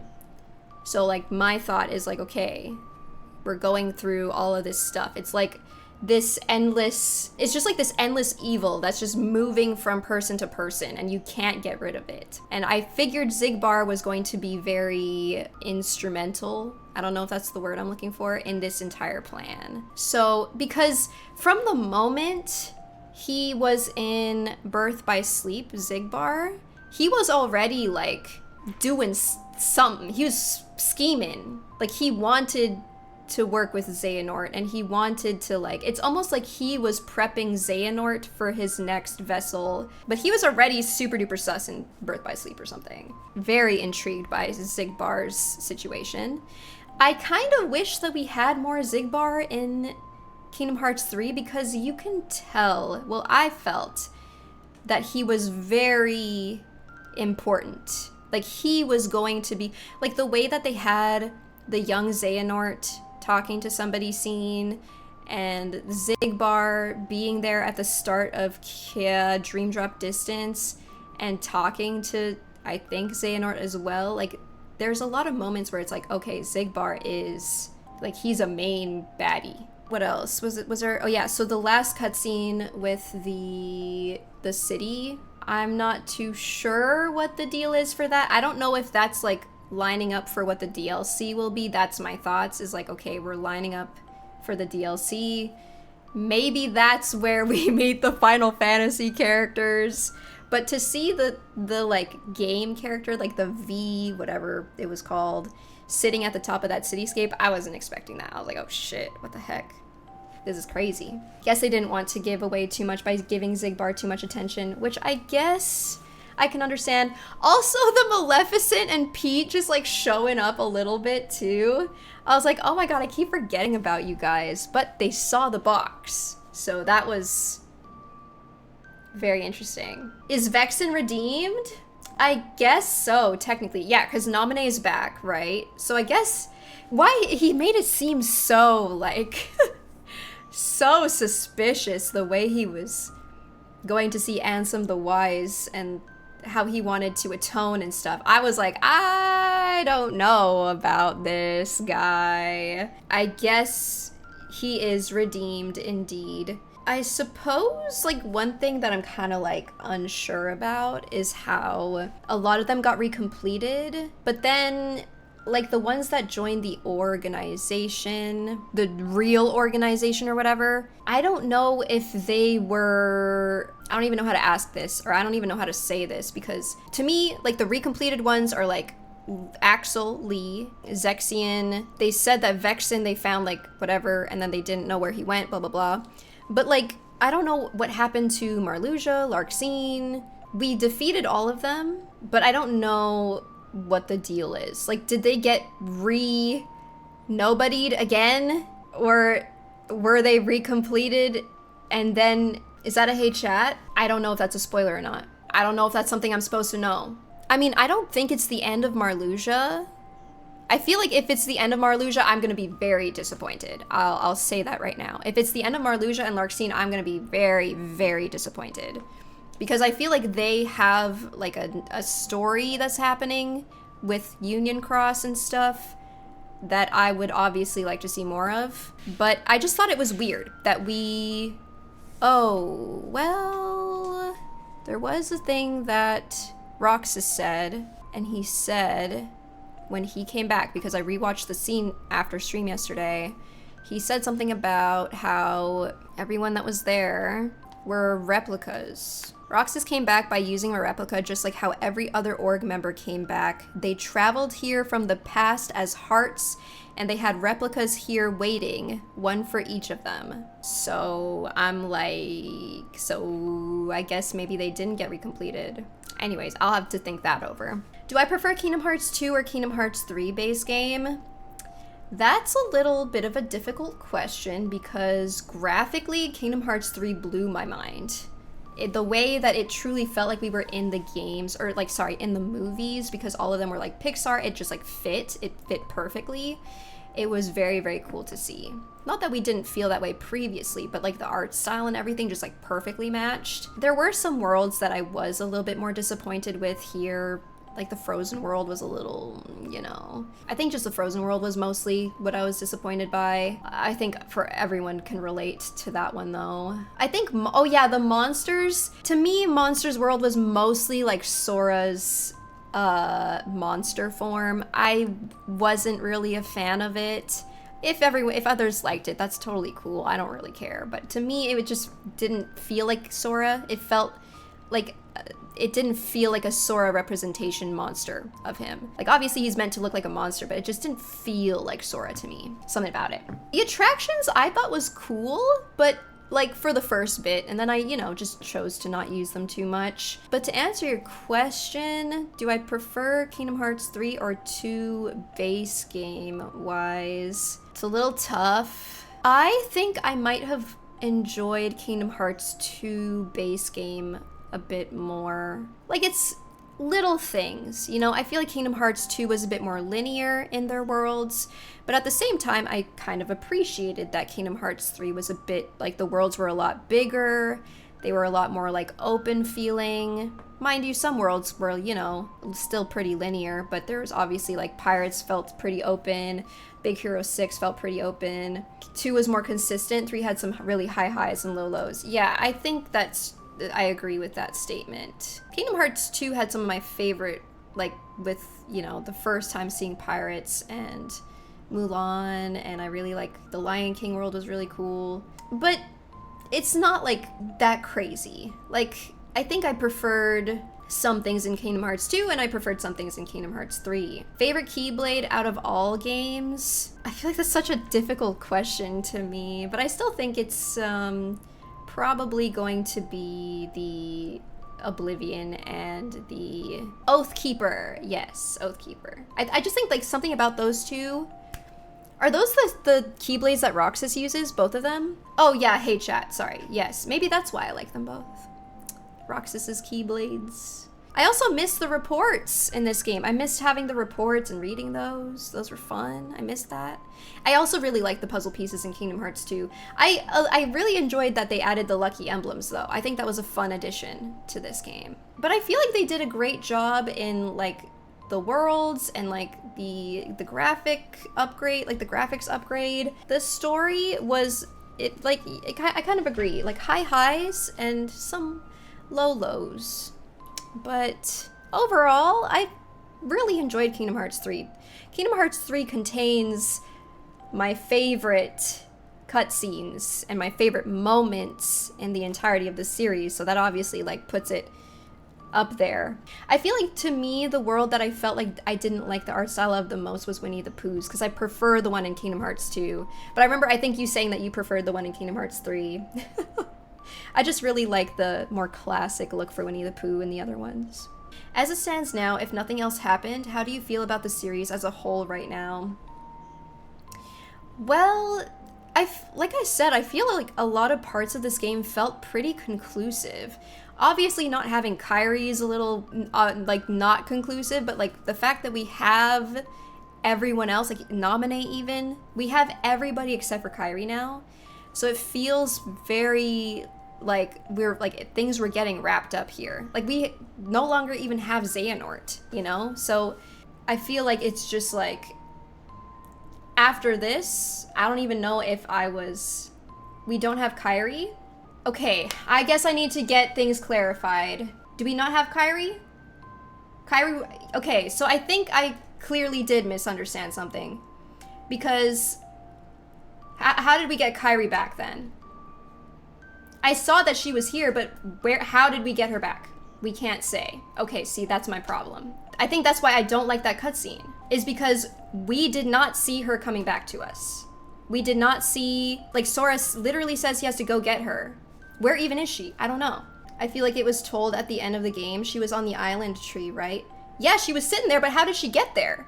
Last time we saw her, she was freaking taken away by Xehanort. And then where was she? And then Sora said that he had to go get her. So how? Where, she just shows up? Yeah, like, okay, so Kairi's on the tree, but not Sora. Yeah, I see that. But okay, like, that's why when I saw that cutscene, I was like, oh, how is Kairi here? That's why I was like, I'm so disconnected from this because Kairi was literally gone. If it is DLC content, then don't tell me anything. Or don't, like, laugh at me for having this opinion or this thought process when we've literally not gone to get her. And she just shows up in this cutscene. That's why when I'm explaining we don't have Kairi, and you guys are like, we have Kairi. And I'm like, as far as I'm concerned, she's sitting on that tree, but I don't know how the fuck she's there. She's just sitting there, but to me, I'm like, no, she's not, because we didn't get her. I didn't see us get her, therefore we did not get her. Like, she could be sitting on this tree, but like, that doesn't mean anything to me because we didn't get her. Like, it doesn't make sense. I'm going off of what I've seen. So unless I was missing something in what I have seen, a difference of perspective, I suppose. I mean, you guys have done more than I have. So you guys have more information that I have. I've not missed anything. That's a fair deduction off of what I saw. Okay. So I'm like, dude. But yeah, that's why that cutscene didn't mean much to me, because clearly, I'm like, what?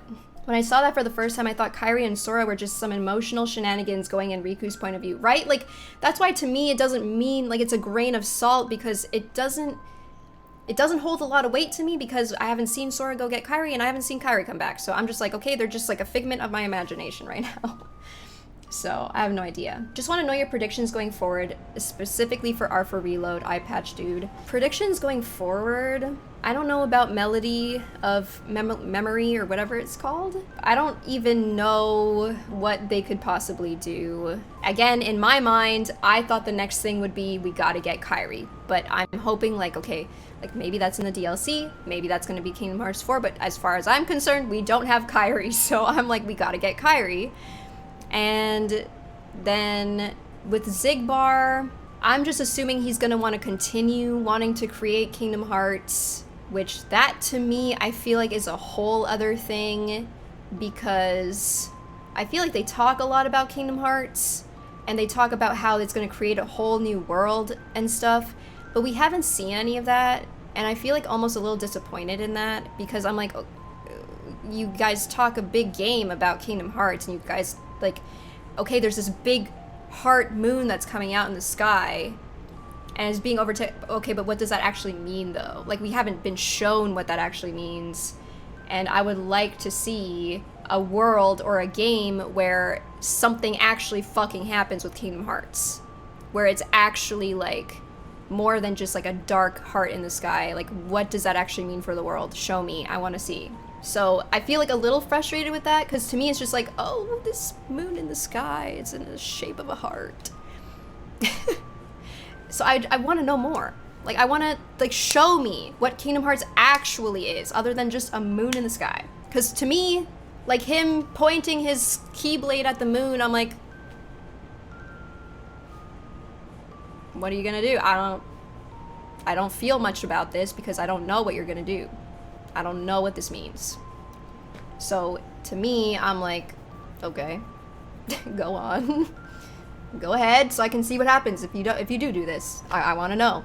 And then it's like, oh, there's this, it changed color, it's orange now. I'm like, what is that supposed to mean? I don't know. That would be bad, okay. But what does bad mean, actually? Show me. I want to see how bad it is, so I can actually feel something when I see this. You know, I'm like, oh shit. So yeah, I would like to see that. If that's in a future game, amazing. Show me.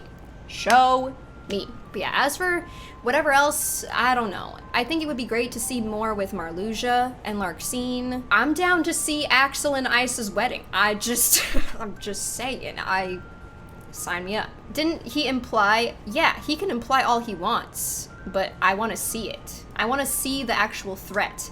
That's like, ooh, I'm gonna threaten you. I'm gonna take your phone away if you misbehave. Look, I'm gonna count to 5, and then I'm gonna take your phone away, but then you don't. And I'm like, okay, then take my phone away. Go ahead. I just want to see the consequences. I feel like that actually is true. I guess we don't see a lot of consequences. Other than, like, Kairi being taken away. Okay, I mean consequences regarding Kingdom Hearts. Not, like, Xehanort and Xehanort and that stuff. Obviously, we do see consequences. I mean specifically with Kingdom Hearts. Feel free to correct me if I'm wrong about all that. Yeah, I mean specifically about Kingdom Hearts, though. If you try to summon Kingdom Hearts, the last thing you'll have is your life back. Riku to Roxas before their fight, so IDK, if seeing the power of Kingdom Hearts would do any good, it would be more interesting to me if something happened. It just feels like a lot of threats. And I'm like,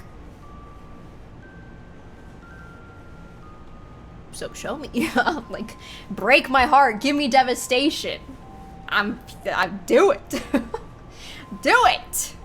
I dare you. Yeah, it feels like empty threats to me. Because I'm like, okay, wouldn't it be interesting though? Wouldn't that make for a crazy story?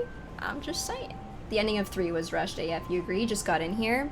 It felt inconclusive to me, yeah, unfortunately. One of my friend's complaints when I was guiding him through the series was that he found it very unclear what Xehanort's ultimate goal and threat was. Yes, because to me it's like, okay, I want to create Kingdom Hearts, I want to create, like, the Keyblade War again. That is a point too. I feel like he talked a lot about recreating the Keyblade War, but I don't feel like we experienced another Keyblade War. I know that, like, there were all those Keyblades that flew out with the darkness and everything, and Ephemer came out and helped out and everything, but it didn't feel like it. I don't know if that's because of, like, the rushedness, but it just didn't. We stopped him, I suppose, but it adds to the, like, what is his goal, I guess. It does feel a little, like, jumbled, I suppose. Yeah, the Keyblade scuffle. Not enough kids dying? Well, it would have been interesting to, like, see the war start. Or, like, okay, like, the war is happening. And then, like, we put an end to it or something. Versus, like, it just never happened. Haven't they been through it? I'm sure they have. I'm just trying to talk about a good story here. I'm just trying to say. I mean, I like stories that are obviously a bit more like mature. I know Kingdom Hearts isn't meant to do that, but that's why I'm just like sharing like my thoughts of like, oh, if this were to have happened, how crazy that would have been. I know Kingdom Hearts isn't meant to be that type of story, but it would have been so crazy if these things did happen though. That's all. They never say what the big red button of Kingdom Hearts actually does. The context around it feels a lot like you get a wish a la Dragon Balls. Yeah, kind of like that, right? I personally fully expected there to be more to the end of the game. I audibly said, what? That's it? That's what I was feeling when we got to like Mickey going back to the castle and the music started playing. And I was like, huh? In my brain, but I didn't, I was waiting for it to all come together and then be like, uh-huh. I will say that my enjoyment of Kingdom Hearts stems less from a complete understanding of specific details and more from an overall vibe, but I totally understand wanting more clarity in the storytelling and being frustrated by it. 100% valid. Yeah, no, like, I mean, if I think of Kingdom Hearts, obviously if you dissect every little detail, it's it's, you know, not perfect or anywhere close. It's obviously very confusing. A lot of it probably doesn't make any sense. A lot of it's this and that. However, at the entire, like, the overall vibe, I think it's more of like a game to vibe with instead of like really like critiquing the details, which I tend to like to do because that's just my own personal thought process when it comes to consuming stories and stuff. But I really like the characters, their interaction with each other, the care that they have for each other, the things that they've been through, the experiences that they've had, and just like the overall messages that are presented in the game. You know, like a lot of that stuff is what Kingdom Hearts is to me. Obviously I could critique all of these things and be like, man, I wish this and that, but then it's like, okay, maybe it's no longer going to be Kingdom Hearts and it's more Final Fantasy, because like I said, story-wise, I like a lot more the mature stuff, which is why Nier is always going to be up there for me, because like I like seeing like really devastating things happen in a story and then whatever, because it's just like, holy shit. But like Kingdom Hearts maybe not meant to be like that, you know, it's not supposed to be that type of story, which is okay. IMO, a story can only hit highs equal to its lows. Yeah. And I mean, there are some lows in the story, obviously. Like, that's why the highs in this were so great for me, because the lows involved Birth by Sleep story and Shion Roxas Day's story. Like, the lows in those stories were what the highs were in this game for me because of that. And that, to me, is like my favorite part of Kingdom Hearts, I think. I think overall, I really enjoy this game. Again, the highs were really high, and I really, really enjoyed those. Those moments I will never forget, and those I will probably be, like, those moments will probably be what I remember and think of when I think of Kingdom Hearts. Overall, gameplay and everything too, I had a chill time. Maybe it would have been cool if some of the fights were a little harder, but that was up to me. I didn't choose a harder difficulty, so we were just vibing. We were just chilling. Were the lows really low? To be honest, in this game, I don't feel like the lows were as low as they were in other games. I'm not even too sure if I know if there really were a lot of lows in this game per se, as far as like the story, like writing goes. Like no moments where we were like heartbroken based off of like what was happening. Not that I can't remember off the top of my head right now. Let's not pretend like Kingdom Hearts 2 didn't have lows. I'm talking more specifically on like the writing, like the story's lows, like in moments where we feel emotionally distraught. But in this game we got more happy tears and more like very satisfying conclusions type of deal. Yeah, emotional lows, thank you. There were lows like game-wise, which is, it's okay. No big deal. We did get all the lucky emblems, and that was thanks to chat for helping me. A lot of chat members in the chat were guiding me to where they were and stuff, so. No, I didn't get a chance to read the battle report quite yet. I really liked the game because of nostalgia, mostly, I guess. 15 years after playing Kingdom Hearts 2, playing Kingdom Hearts 3 was so important for me. So definitely there's a lot of personal memories that are to be taken into account for it. Yeah. So I myself don't have the nostalgia for the game because I didn't play it in my childhood or anything like that. So I am lacking like that nostalgia connection. But so I guess I have more of like a less biased look at the game in a way. The next game is gonna take so long to come out, so you'll definitely have that nostalgia for it. Yeah, I'm gonna develop nostalgia for this game purely because it's gonna take a while. Did you already say your thoughts on the second secret ending? I feel like it's hard for me to have thoughts about the city ending because I don't know what that 140, I don't know if it was 140 or 143 or 146. It's one of those numbers. I don't know what that means. But obviously, like, that character that was like in the Final Fantasy game in Toy Story, seeing him, okay, 104.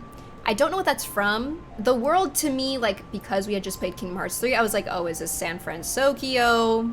It obviously could be any city. I don't know. But yeah, seeing that character sitting at the top of the building was pretty cool. So I don't have much to go off of, and I don't know what that means. Part of me is like, okay, because I have that stupid, like, the spoiler thing that I saw at the VA thing, my brain is still constantly just waiting for Final Fantasy characters to show up. Part of me is like, maybe that's the DLC. I don't know. Alrighty, folks. This is going to officially wrap up my Kingdom Hearts 3 playthrough for YouTube. I plan on doing all of the side content and all of the, like, end game, post game stuff. All of that will be available on my Patreon for those that are curious to see it. I'm not entirely sure what that's going to contain or whatever the battle stuff will be, so we'll be checking that out shortly here. But if you want to see all of that, I'll be saving that for the Patreon just to keep this a bit more concise. This is just going to be like the Kingdom Hearts 3 playthrough. I plan on also doing the DLC, which will be on a separate video, so make sure you subscribe to the channel so that you don't miss that, as well as the other games. I'll probably continue reacting to the rest of whatever Union Cross has to offer and all of that kind of stuff. That will all be posted, and Melody of Memory as well. And then eventually Kingdom Hearts 4, I don't know. One of these days, we'll get there. If you want to see the entirety of the discussion, I'm not too sure if I'm going to be able to edit all of that down here, but that's also going to be available on the Patreon. The full unedited version is going to be available there. And if you can't wait for the uploads for other future Kingdom Hearts videos too, that's probably going to be on the Patreon too. So make sure you check that out if you want to support your girl too. So thank you, all my patrons. Appreciate you guys. Thank you so very much for watching my Kingdom Hearts 3 playthrough. I hope you guys enjoyed it. It was a fun time. Overall, wonderful experience. I will never forget this game. I truly won't. So, appreciate you watching. If you want to join us live, twitch.tv/lunity. We'd also love to have you here. And if there's anything else that were like little details that I may have missed, like maybe a report or something, I'll be sure to toss that in. Either it was before this or after this. I don't know. Editor Looney will figure it out. But thank you so very much for watching, and I'll see you on the next video. Bye-bye! That would have been sick.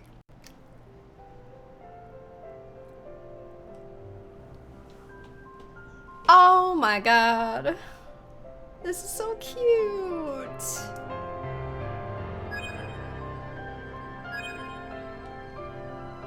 I love it. Hello everyone, it's time to read the reports. We took the time to do all of the battle stuff in order to get all of these, so you don't have to sit through all of that. So I'm including this in the Kingdom Hearts 3 playthrough before we end. It's reading time. Get yourself cozy. Here we go. What are these reports going to be about? I don't even know. Strap in, everyone. Here, I'll move my camera so that you guys can also read along, if you will. All right. Secret report numero uno. Recollections. Am I alive? I awoke in a cell, alone until the researchers came with their tests and their prodding to uncover my identity. I had no answer to offer them. 4 friends and a key. That is the sum total of my memory. I could not even recall my name. I was simply called X there. My only solace was the time I had spent talking with 2 boys who would visit from time to time. One day, a man came to take me from the prison. I could not see him for the darkness, save that he wore an eye patch. Even now, years on, I feel no closer to understanding who or what I am. May my heart be my guiding key. Unknown. Okay. So, Xigbar. Eye patch. 4 friends and a key.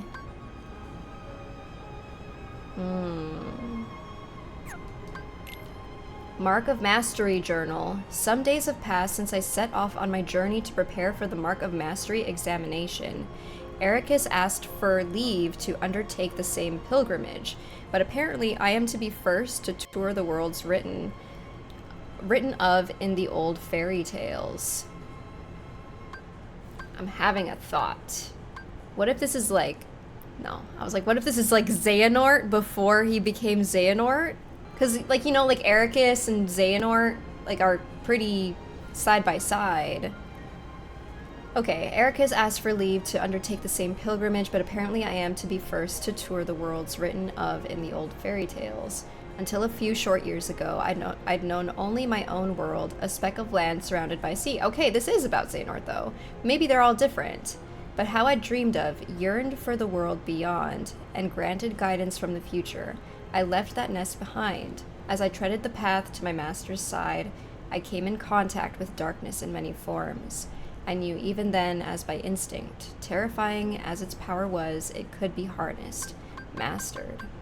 Ericus is a blue blood, descended from the very first master in the age of fairy tales, but I did not come this far to indulge in adulation. I will be his peer, his equal, and to do that I must learn to wield the power born from both darkness and light in proper balance. Xehanort. Okay. So the first one was unknown, right? Interesting. Mark of Mastery Journal for Xehanort. Wait, how come this is not, like, as if I had read it? I don't know. Okay, anyways. Experiments of the Heart. Notes on Subject X. Excerpt 1. Subject was found in the central square shortly after dawn. Female, approximately 15 years old. After 7 days' observation, she spoke her first words but could not provide a name. Subject exhibits signs of profound amnesia and displays concern about which world this is. Her words suggest that she departed her home world with others, though she cannot recall the names of her erstwhile companions. All efforts to explore those memories have met with a rejection response. After his initial experiments on me, Ansem the Wise ceased his research into the heart, his hand stayed by some fear I cannot fathom. His hand stayed by some fear I cannot fathom. Yet this new subject is like me, devoid of memories. She is the perfect sample upon which to continue my master's work. She too could benefit from it. By traversing the heart, we have a direct path into memory. I myself have begun to reclaim my lost past thanks to these very experiments. Who is she? Whence has she come? These are questions no scientist could ignore, and the words she muttered, "May your heart be your guiding key." Okay, now I'm starting to think... Again, like, none of this may potentially make any sense. But what if Axel and Isa were talking about, like, maybe, like, Ava somehow stumbled into their group? I, again, forget exactly what happened to Ava in the Union Cross series. Maybe she stumbled into their group. Maybe she is who he's talking about here, because when the master, like, the group of masters or whatever people showed up, they were talking about how she was missing. But again, I don't know. I might just be coming up with some random shit. So.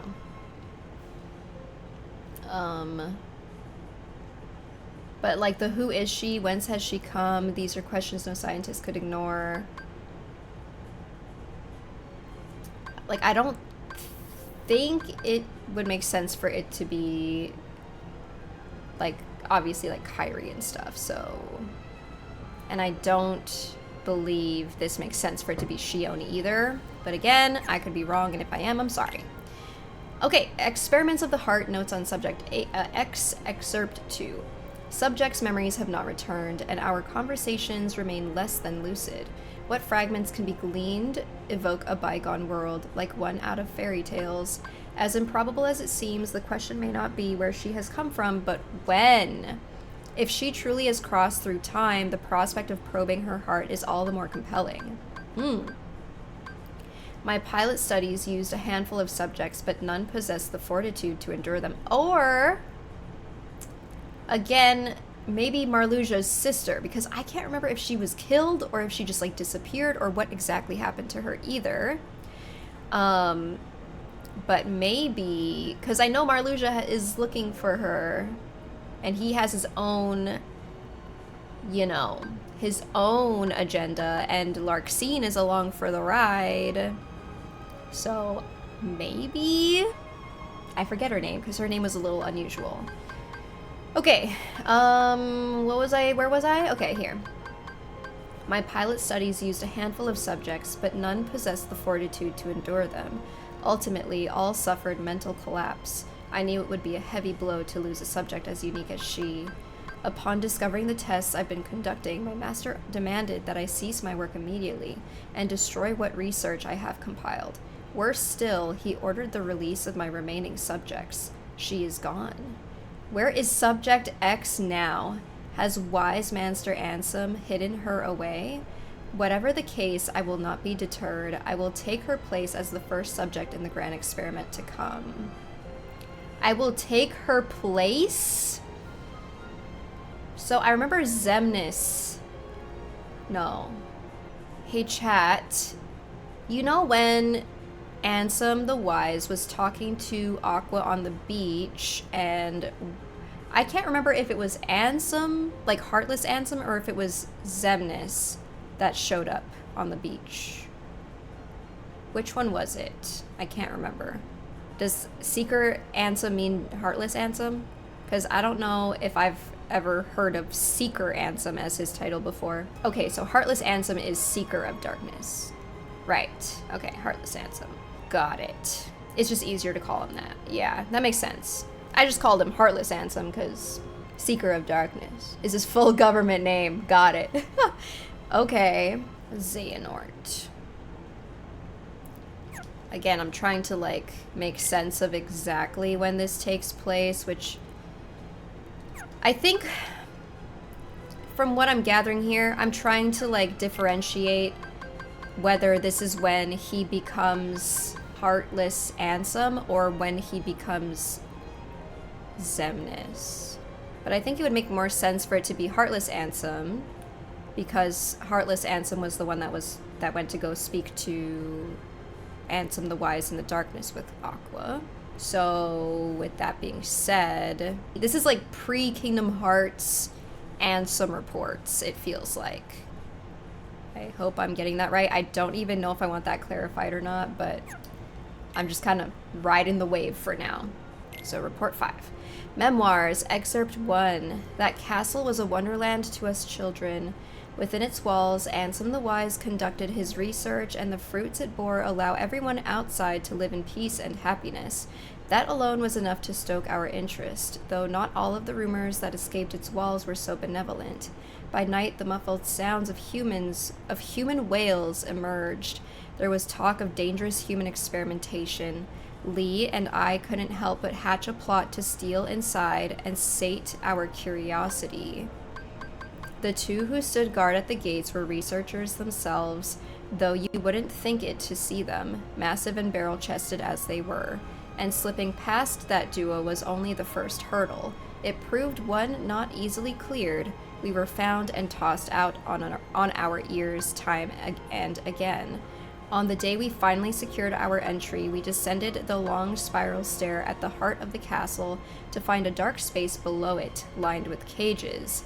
There wasn't light enough to see if they were inhabited, and we were in no position to call out to any occupants within. Yet we could feel it, a definite presence, there in the black.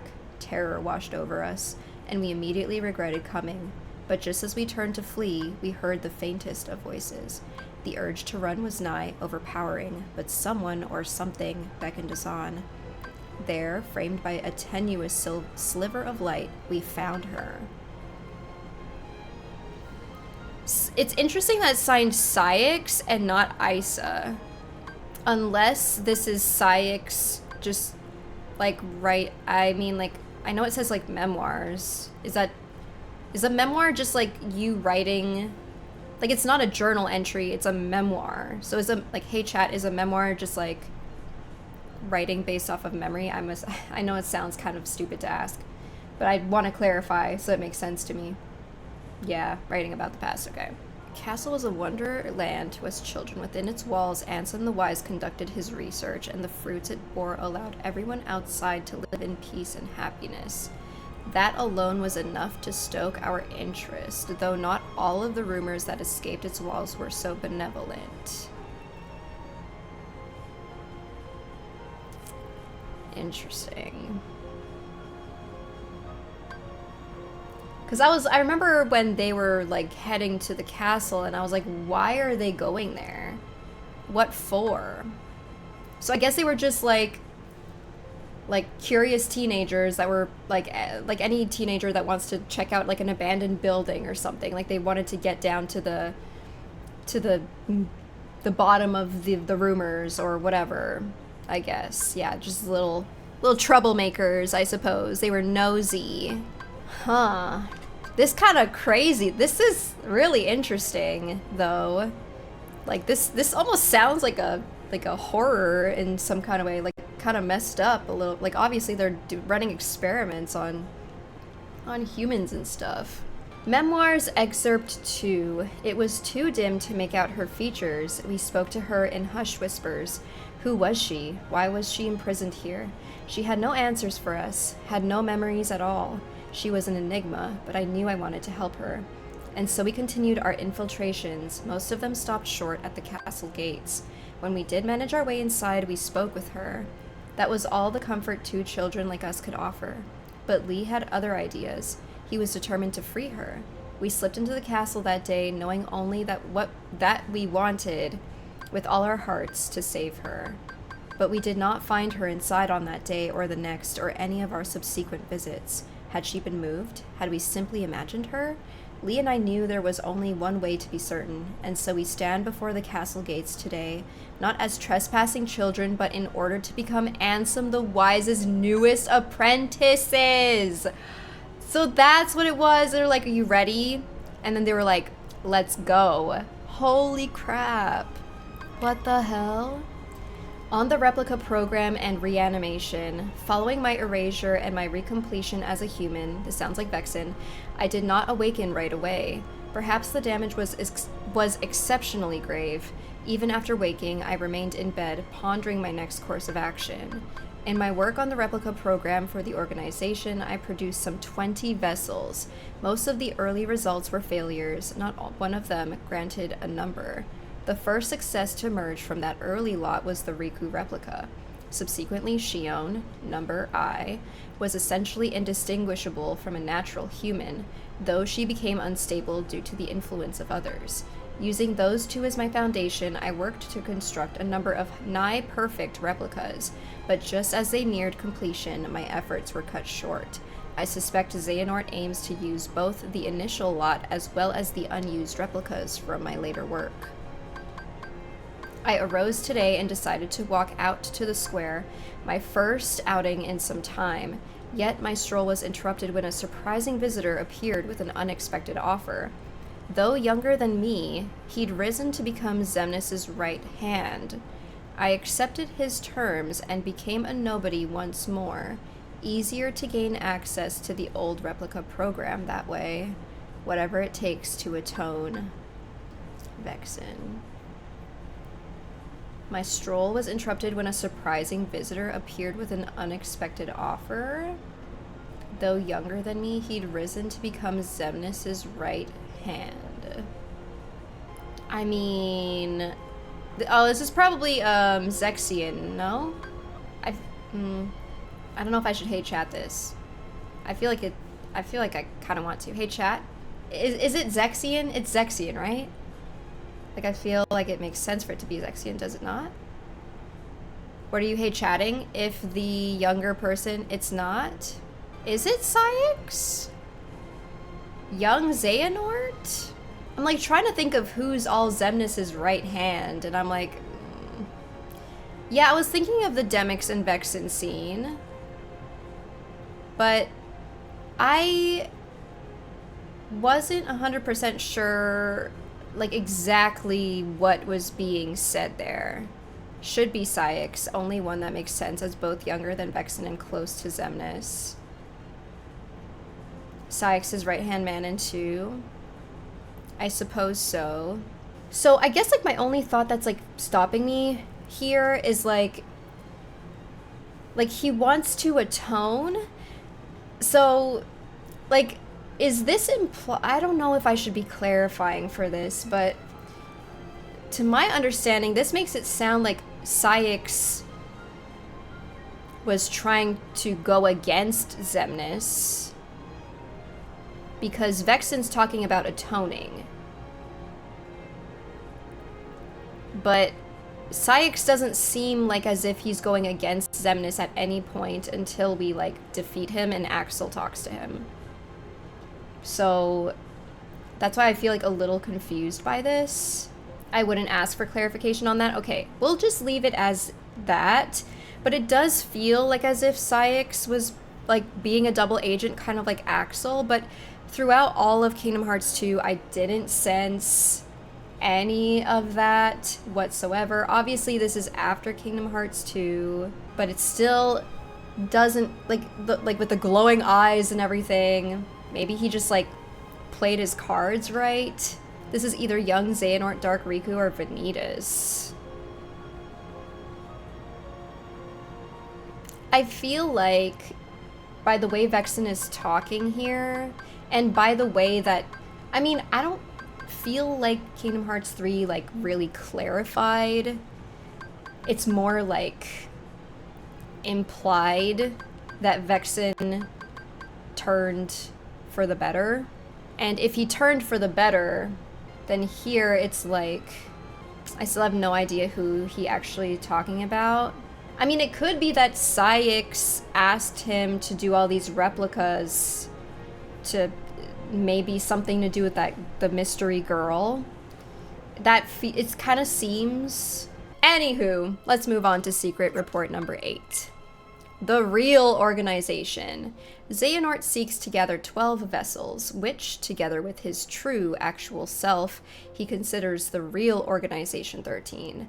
Now that he has the numbers he needs, Demyx and I are being treated as reserves. Several others who served Xemnas in the old organization have followed the same course as mine, electing to abandon their newly restored humanity and rejoin the real organization as nobodies, but not Xemnas. Xemnas cannot exist in the present because there is already a Xehanort here, the old man in charge. The old man's humanity prevents his heartless and nobody, others vanquished in the past, and his younger self from being denizens of this time. To circumvent this, Xehanort is using the prototype replicas I created in the past as containers, plucking his other selves' hearts from the time they existed. Xehanort ordered me to refine the prototypes to make them closer still to the real thing, perfecting my creations so they may house true, flesh and blood human suits my own purposes as well. All that remains for my atonement is to devise a way to pass on as many of the vessels as I can to those who truly deserve them. Interesting. So Vexen worked for both sides. He helped Xehanort / Xemnas by giving him what he wanted, but also is doing, like, the replicas for others who truly deserve them. That's very interesting. I wish we could have gotten some cutscenes because some of these reports are good lore. Yes, it kind of bothers me that some, like, especially the fact that this is all very important, relevant information to the main story, and they do not give it to you unless you went back and did all of these things. I don't think these should be secret reports. I feel like this should be main core lore content. Main story content, personally. Like, it's cool that this is extra info, and I'm like, ooh, but after reading it all, I'm like, I feel like this should have been added to the main story. To be fair, Kingdom Hearts 1 and 2 did the same thing, building some sparks for later games, I guess.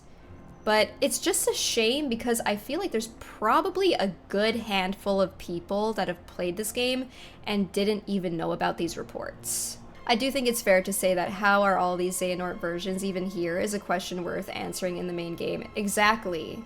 Exactly. Like, the fact that that wasn't even clarified in the main game, to me, feels like a bit of a problem. Because I feel like Kingdom Hearts would be so much easier to understand for a lot of people if things were just explained. If things were just explained, like it is here. Like how in reports one wasn't made by the real Ansem, but heartless seeker Ansem apprentice Xehanort instead. Right. I mean, I think that's fine, because then I think that's cooler, because like later on you find out, wait a minute, that's not, you know, this isn't who we thought it was. I think that's okay. I think it's okay for certain things to be still a mystery. But just for like clarification on literally like how Xehanort, Xemnas, and Ansem were here, like the fact that that wasn't covered in Kingdom Hearts 3 whatsoever, and you just kind of have to be like, okay, guess they're just here and not question it, and just it's fine, I guess. Let's not question it. Like, it's just kind of like, well, how? And then it makes me feel a little stupid because I'm like, am I supposed to know this? How is this even here? And then it's explained here. They have that one Roxas line, but at that point you're too busy crying to really analyze that. Yeah, right, exactly. Like, that line was very important, but you're just so like emotionally hyped up in that moment that it's easy to just like go over your head. I think it's smart of Vexen not to give away his true purpose. Yeah, no, for sure. But it would have been cool for us as an audience, like, to see like behind the scenes of a bit of like just something, you know? Would have been interesting. Report number 9. Ansem Code Conspectus. Excerpt 1. I have pored over the data my master entrusted to Riku. Here I offer my preliminary conclusions. Within Sora's heart are 3 compartmentalized boxes, each containing the heart of another. One box holds Roxas, another holds a second heart that has been with Sora nearly as long. Oh wait, I remember reading this. The third has held its heart for much longer. These hearts have melded with Sora's and no longer have voices of their own. Any attempt to mechanically extract them could prove as dire for Sora as what caused him to become a Heartless in the first place. When did I get this information again? I feel like this was at the start of the game, no? Because I remember being like, what? Zexion told Sora this early on. Okay, that's when it was. Got it. First, a vessel for each heart must be readied. Then, a spark of some sort is required to induce its waking. Obviously, the ideal solution is to restore each heart to its own body, but whatever the case for the 2 unknown individuals, Roxas possesses no such thing. The same is true for Naminé, who we believe resides in Kairi's heart. Still, if alternate bodies can be secured for them, all their hearts require to be awakened is that spark. People they cared for and who cared for them, who can show them the way home. Complete and perfect digitalization of the heart is impossible. We can only hope to partially reconstruct it. Thus, I see no way forward but to extract the hearts we so desperately need directly from within Sora. Fortunately, the data stored in Twilight Town contains a near-perfect record of the memories of those who lived there, and for Roxas and Naminé especially, this is crucial. Ienzo! I remember him saying that the bodies needed to be, like, exact. Like, it had to be a perfect match or something. And I was really curious to see how that was going to come to be, and we just didn't really see it happen. We just saw them show up suddenly. Ienzo phone call message about Ansem the Wise data. I've discovered 3 unique hearts inside of Sora's. One's Roxas, the second one has been with Sora for nearly as long, and a third has resided in Sora's heart for even longer, most of his life in fact. Sora retains the memories of all 3, blah blah blah. They can be awoken if each has returned to the box that contains the correct memories. Unite the heart with its memories and provide it with a suitable body within which it may flourish, and they can be made real again. I guess it was a little different than what I expected. I guess part of me like wanted to see that just like happen, kind of like how they have like Naminé's cutscene happen, but like actually like happen in real time. Would have been interesting. Okay, Ansem Code Conspectus Excerpt 2. As for how to contain their hearts, the only conceivable option is the replicas. If we transfer in the digital memories from the Twilight Town archive, the replicas should be able to reconstruct each individual's human appearance with near-perfect results. Then their hearts need only the right spark to wake them, so they may find their way out of Sora and Kairi and into those newly made bodies. The replica program was truly revolutionary, but it was incomplete at the time of the old organization's dissolution.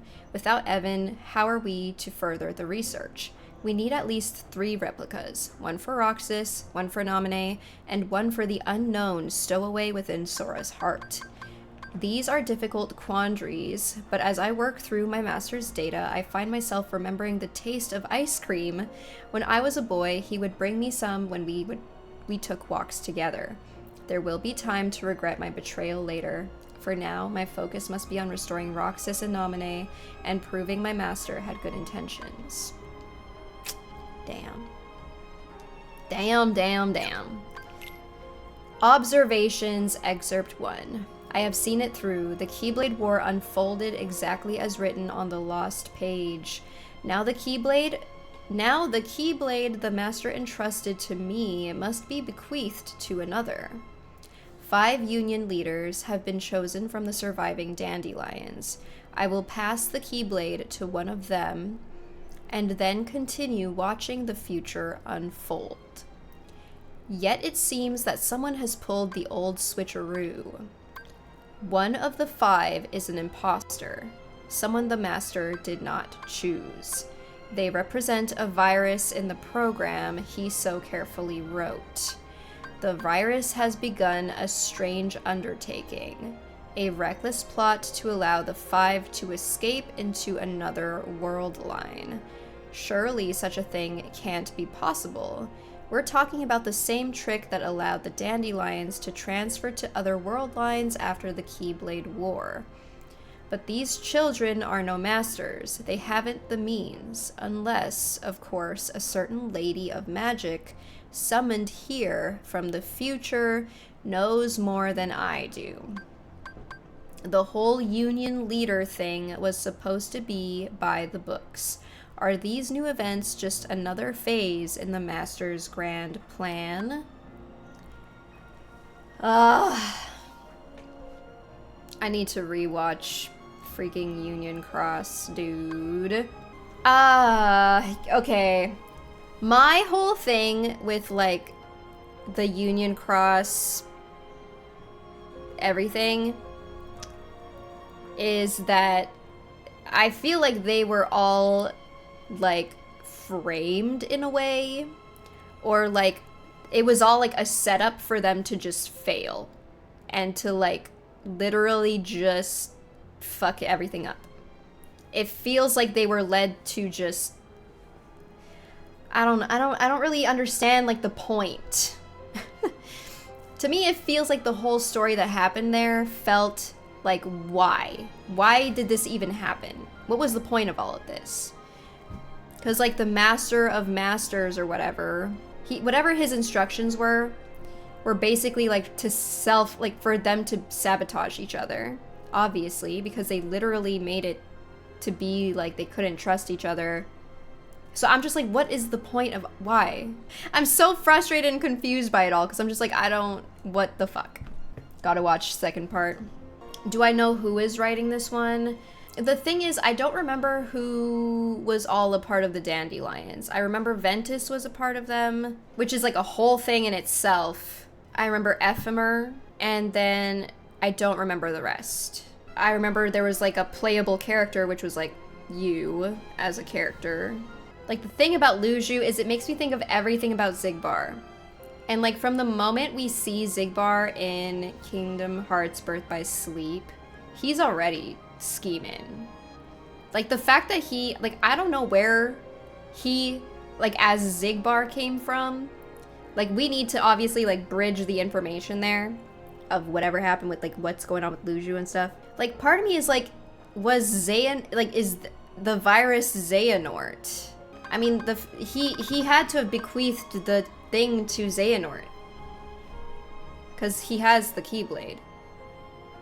And then it's bequeathed to Xigbar. But I don't understand how that works. Yeah, he was tasked to keep passing it down from a long line so that I can see all events to happen, right? But also, I don't fucking get what Master of Masters even is, what his plan is, or what he's set out to do, or what he wants. None of us know, right? Like, I'm pretty sure we don't know. I don't know what the fuck he wants. So I'm like, what is he doing?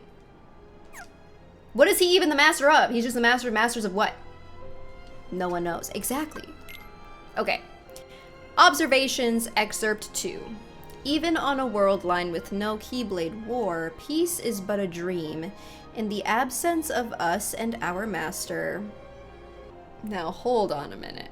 I'm gonna have a whole existential crisis. I'm just gonna go through. I'm gonna crash out. On a world lined with no Keyblade war... Master Xehanort always talked about how there was a Keyblade war. So now I'm like, was he talking about a legend? I can't remember specifically if he was referencing legends. Has it that there was a Keyblade war? I'm just gonna read this. I'm just gonna fucking read this. Even on a world line with no Keyblade war, peace is but a dream. In the absence of us and our master, a darkness arrived. One that shall surely lead the world to yet another demise. Amid the chaos, I bequeath my Keyblade to one of the Union leaders, just as the master instructed. I watched as the 5 were sent to another world line at no small cost, ensuring the line of Keyblade wielders will live on. So I don't know if I saw this scene of them bequeathing the Keyblade to somebody. Because I don't recall, like, I don't recall Lu Zhu bequeathing a Keyblade to one of the Union leaders. So I don't know. I haven't. Okay. That's what I figured. Okay. I bequeathed my Keyblade to one of the Union leaders, just as the master instructed. I watched as the 5 were sent to another world line at no small cost, ensuring the line of Keyblade wielders will live on. And now, Keybladeless, I must depart this land to fulfill my final task. This means casting my own body aside and sojourning my heart in vessel after vessel, as many as it takes. But I will continue, gazing upon each passing era, one unto the next, in time, be it years or decades, centuries or millennia, I will meet the 5 once more.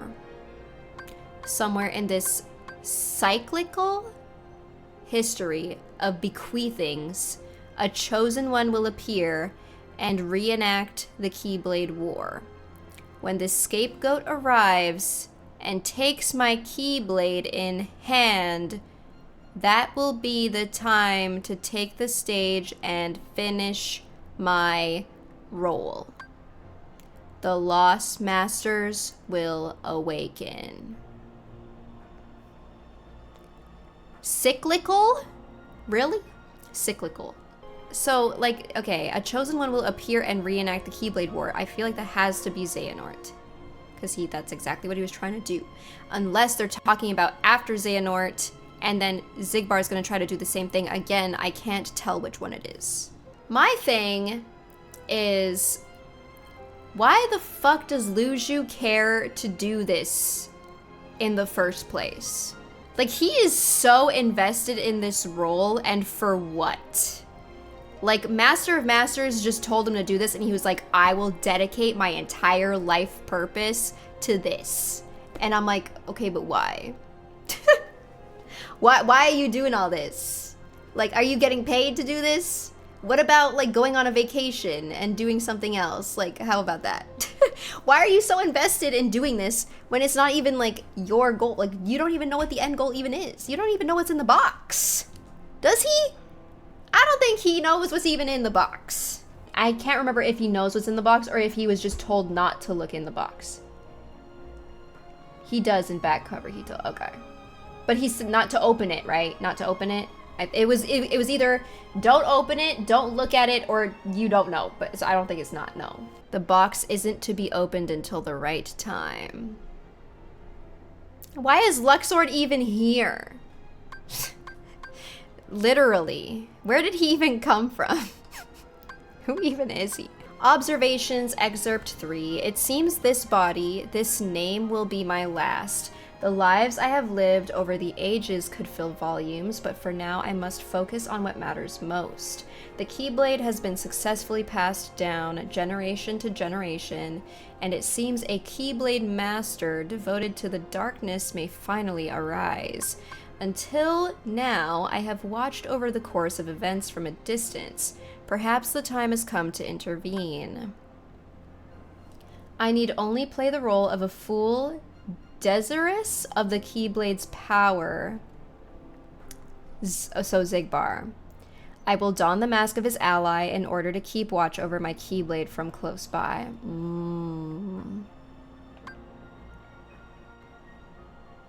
Damn, so Xehanort was a puppet this whole time too.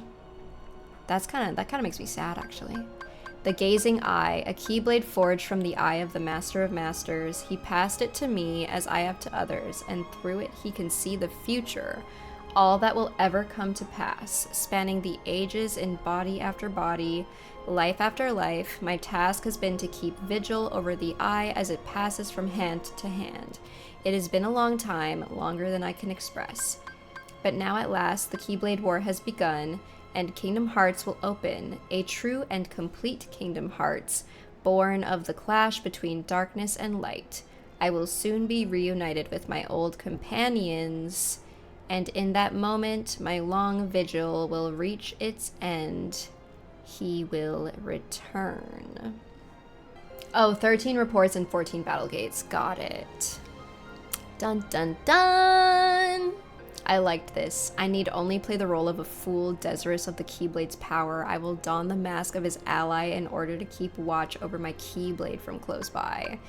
It was his Keyblade the whole time. I know, that actually does make me feel really sad for Xehanort, because I feel like he was just so maybe blinded by his curiosity. Like, he literally did everything, like, for science, essentially. He was like, let's fuck around and find out, you know? Like, let's just go ahead and run these experiments. What's a Heartless? What's a all this? What's a this and that? Nobodies and everything. Let's make a Kingdom Hearts and see what that does. He did try to destroy the world. That is true. But I just feel like he was, like, misguided, obviously, in some, like, how did this happen? How did he come to this? Because by the end of everything, Luigi just wanted someone to groom. Bro is messed up. Alrighty guys, I don't know how this video is going to turn out for you all, but I hope you enjoyed our discussion and reading through the secret reports. I feel like there's probably a lot of stuff that maybe will be clarified in upcoming games. The DLC, I don't know what's in there yet. We haven't played it yet at this point in time. There's also Melody of Memory. I probably need to revisit Union Cross, clearly. I've forgotten a lot of the details there. It's a little confusing. I feel like out of everything in Kingdom Hearts so far, Union Cross has been the hardest for me to kind of grasp and get a hang of what's actually happening there. So I'm gonna have to, like, revisit that. We need to finish the second part of Union Cross too. So there's a few things that maybe might help in aiding some of the pieces for this puzzle, but I feel like I'm getting really close to being where all of you guys are at as far as Kingdom Hearts theories go, and I hope people don't take my discussions and my frustrations too personally. It's just, again, this is my personal experience with Kingdom Hearts, and I feel like I like to share how I'm experiencing it, and I want to give you my genuine thoughts and reactions to it. So I hope you guys enjoyed this video. Make sure you subscribe to the channel if you want to see the DLC and other Kingdom Hearts videos in the future. And if you want to see the full unedited version of this, where we maybe discussed a little bit more, maybe we went off the tracks a little bit, that'll be available on my Patreon, which is in the link in the description below. There's a bunch of full unedited streams on there of all Kingdom Hearts, so if you want to give that a peep, it's also a great way to support your girl. And if you want to join us live for whatever shenanigans we're up to, twitch.tv/lunity. We'd love to have you in this community here. So thank you so very much for watching. I hope you guys like this one, and I'll see you in the next video. Bye-bye! There it is! Oh. Yo. Here it goes. Oh, synthesize the ultimate weapon and obtain a Keyblade that is fully powered up? Oh, it comes fully powered up? combo boost, air combo boost, situation boost? I was here! Okay, hold.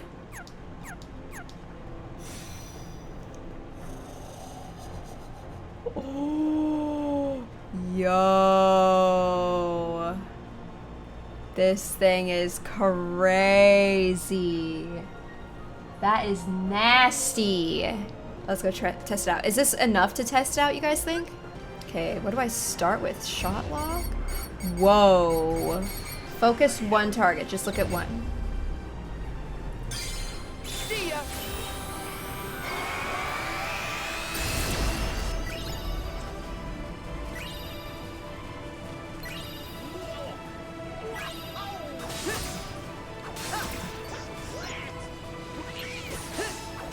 Oh my god.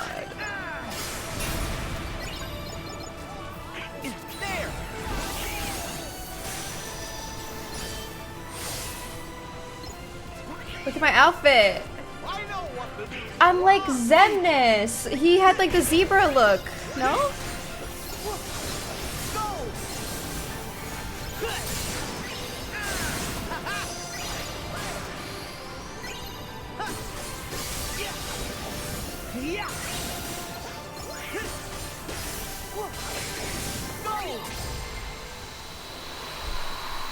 Was there another form? Like a 2-form thing? Oh, just the finisher. Okay, let me do the finisher. This is so freaking sick. Damn.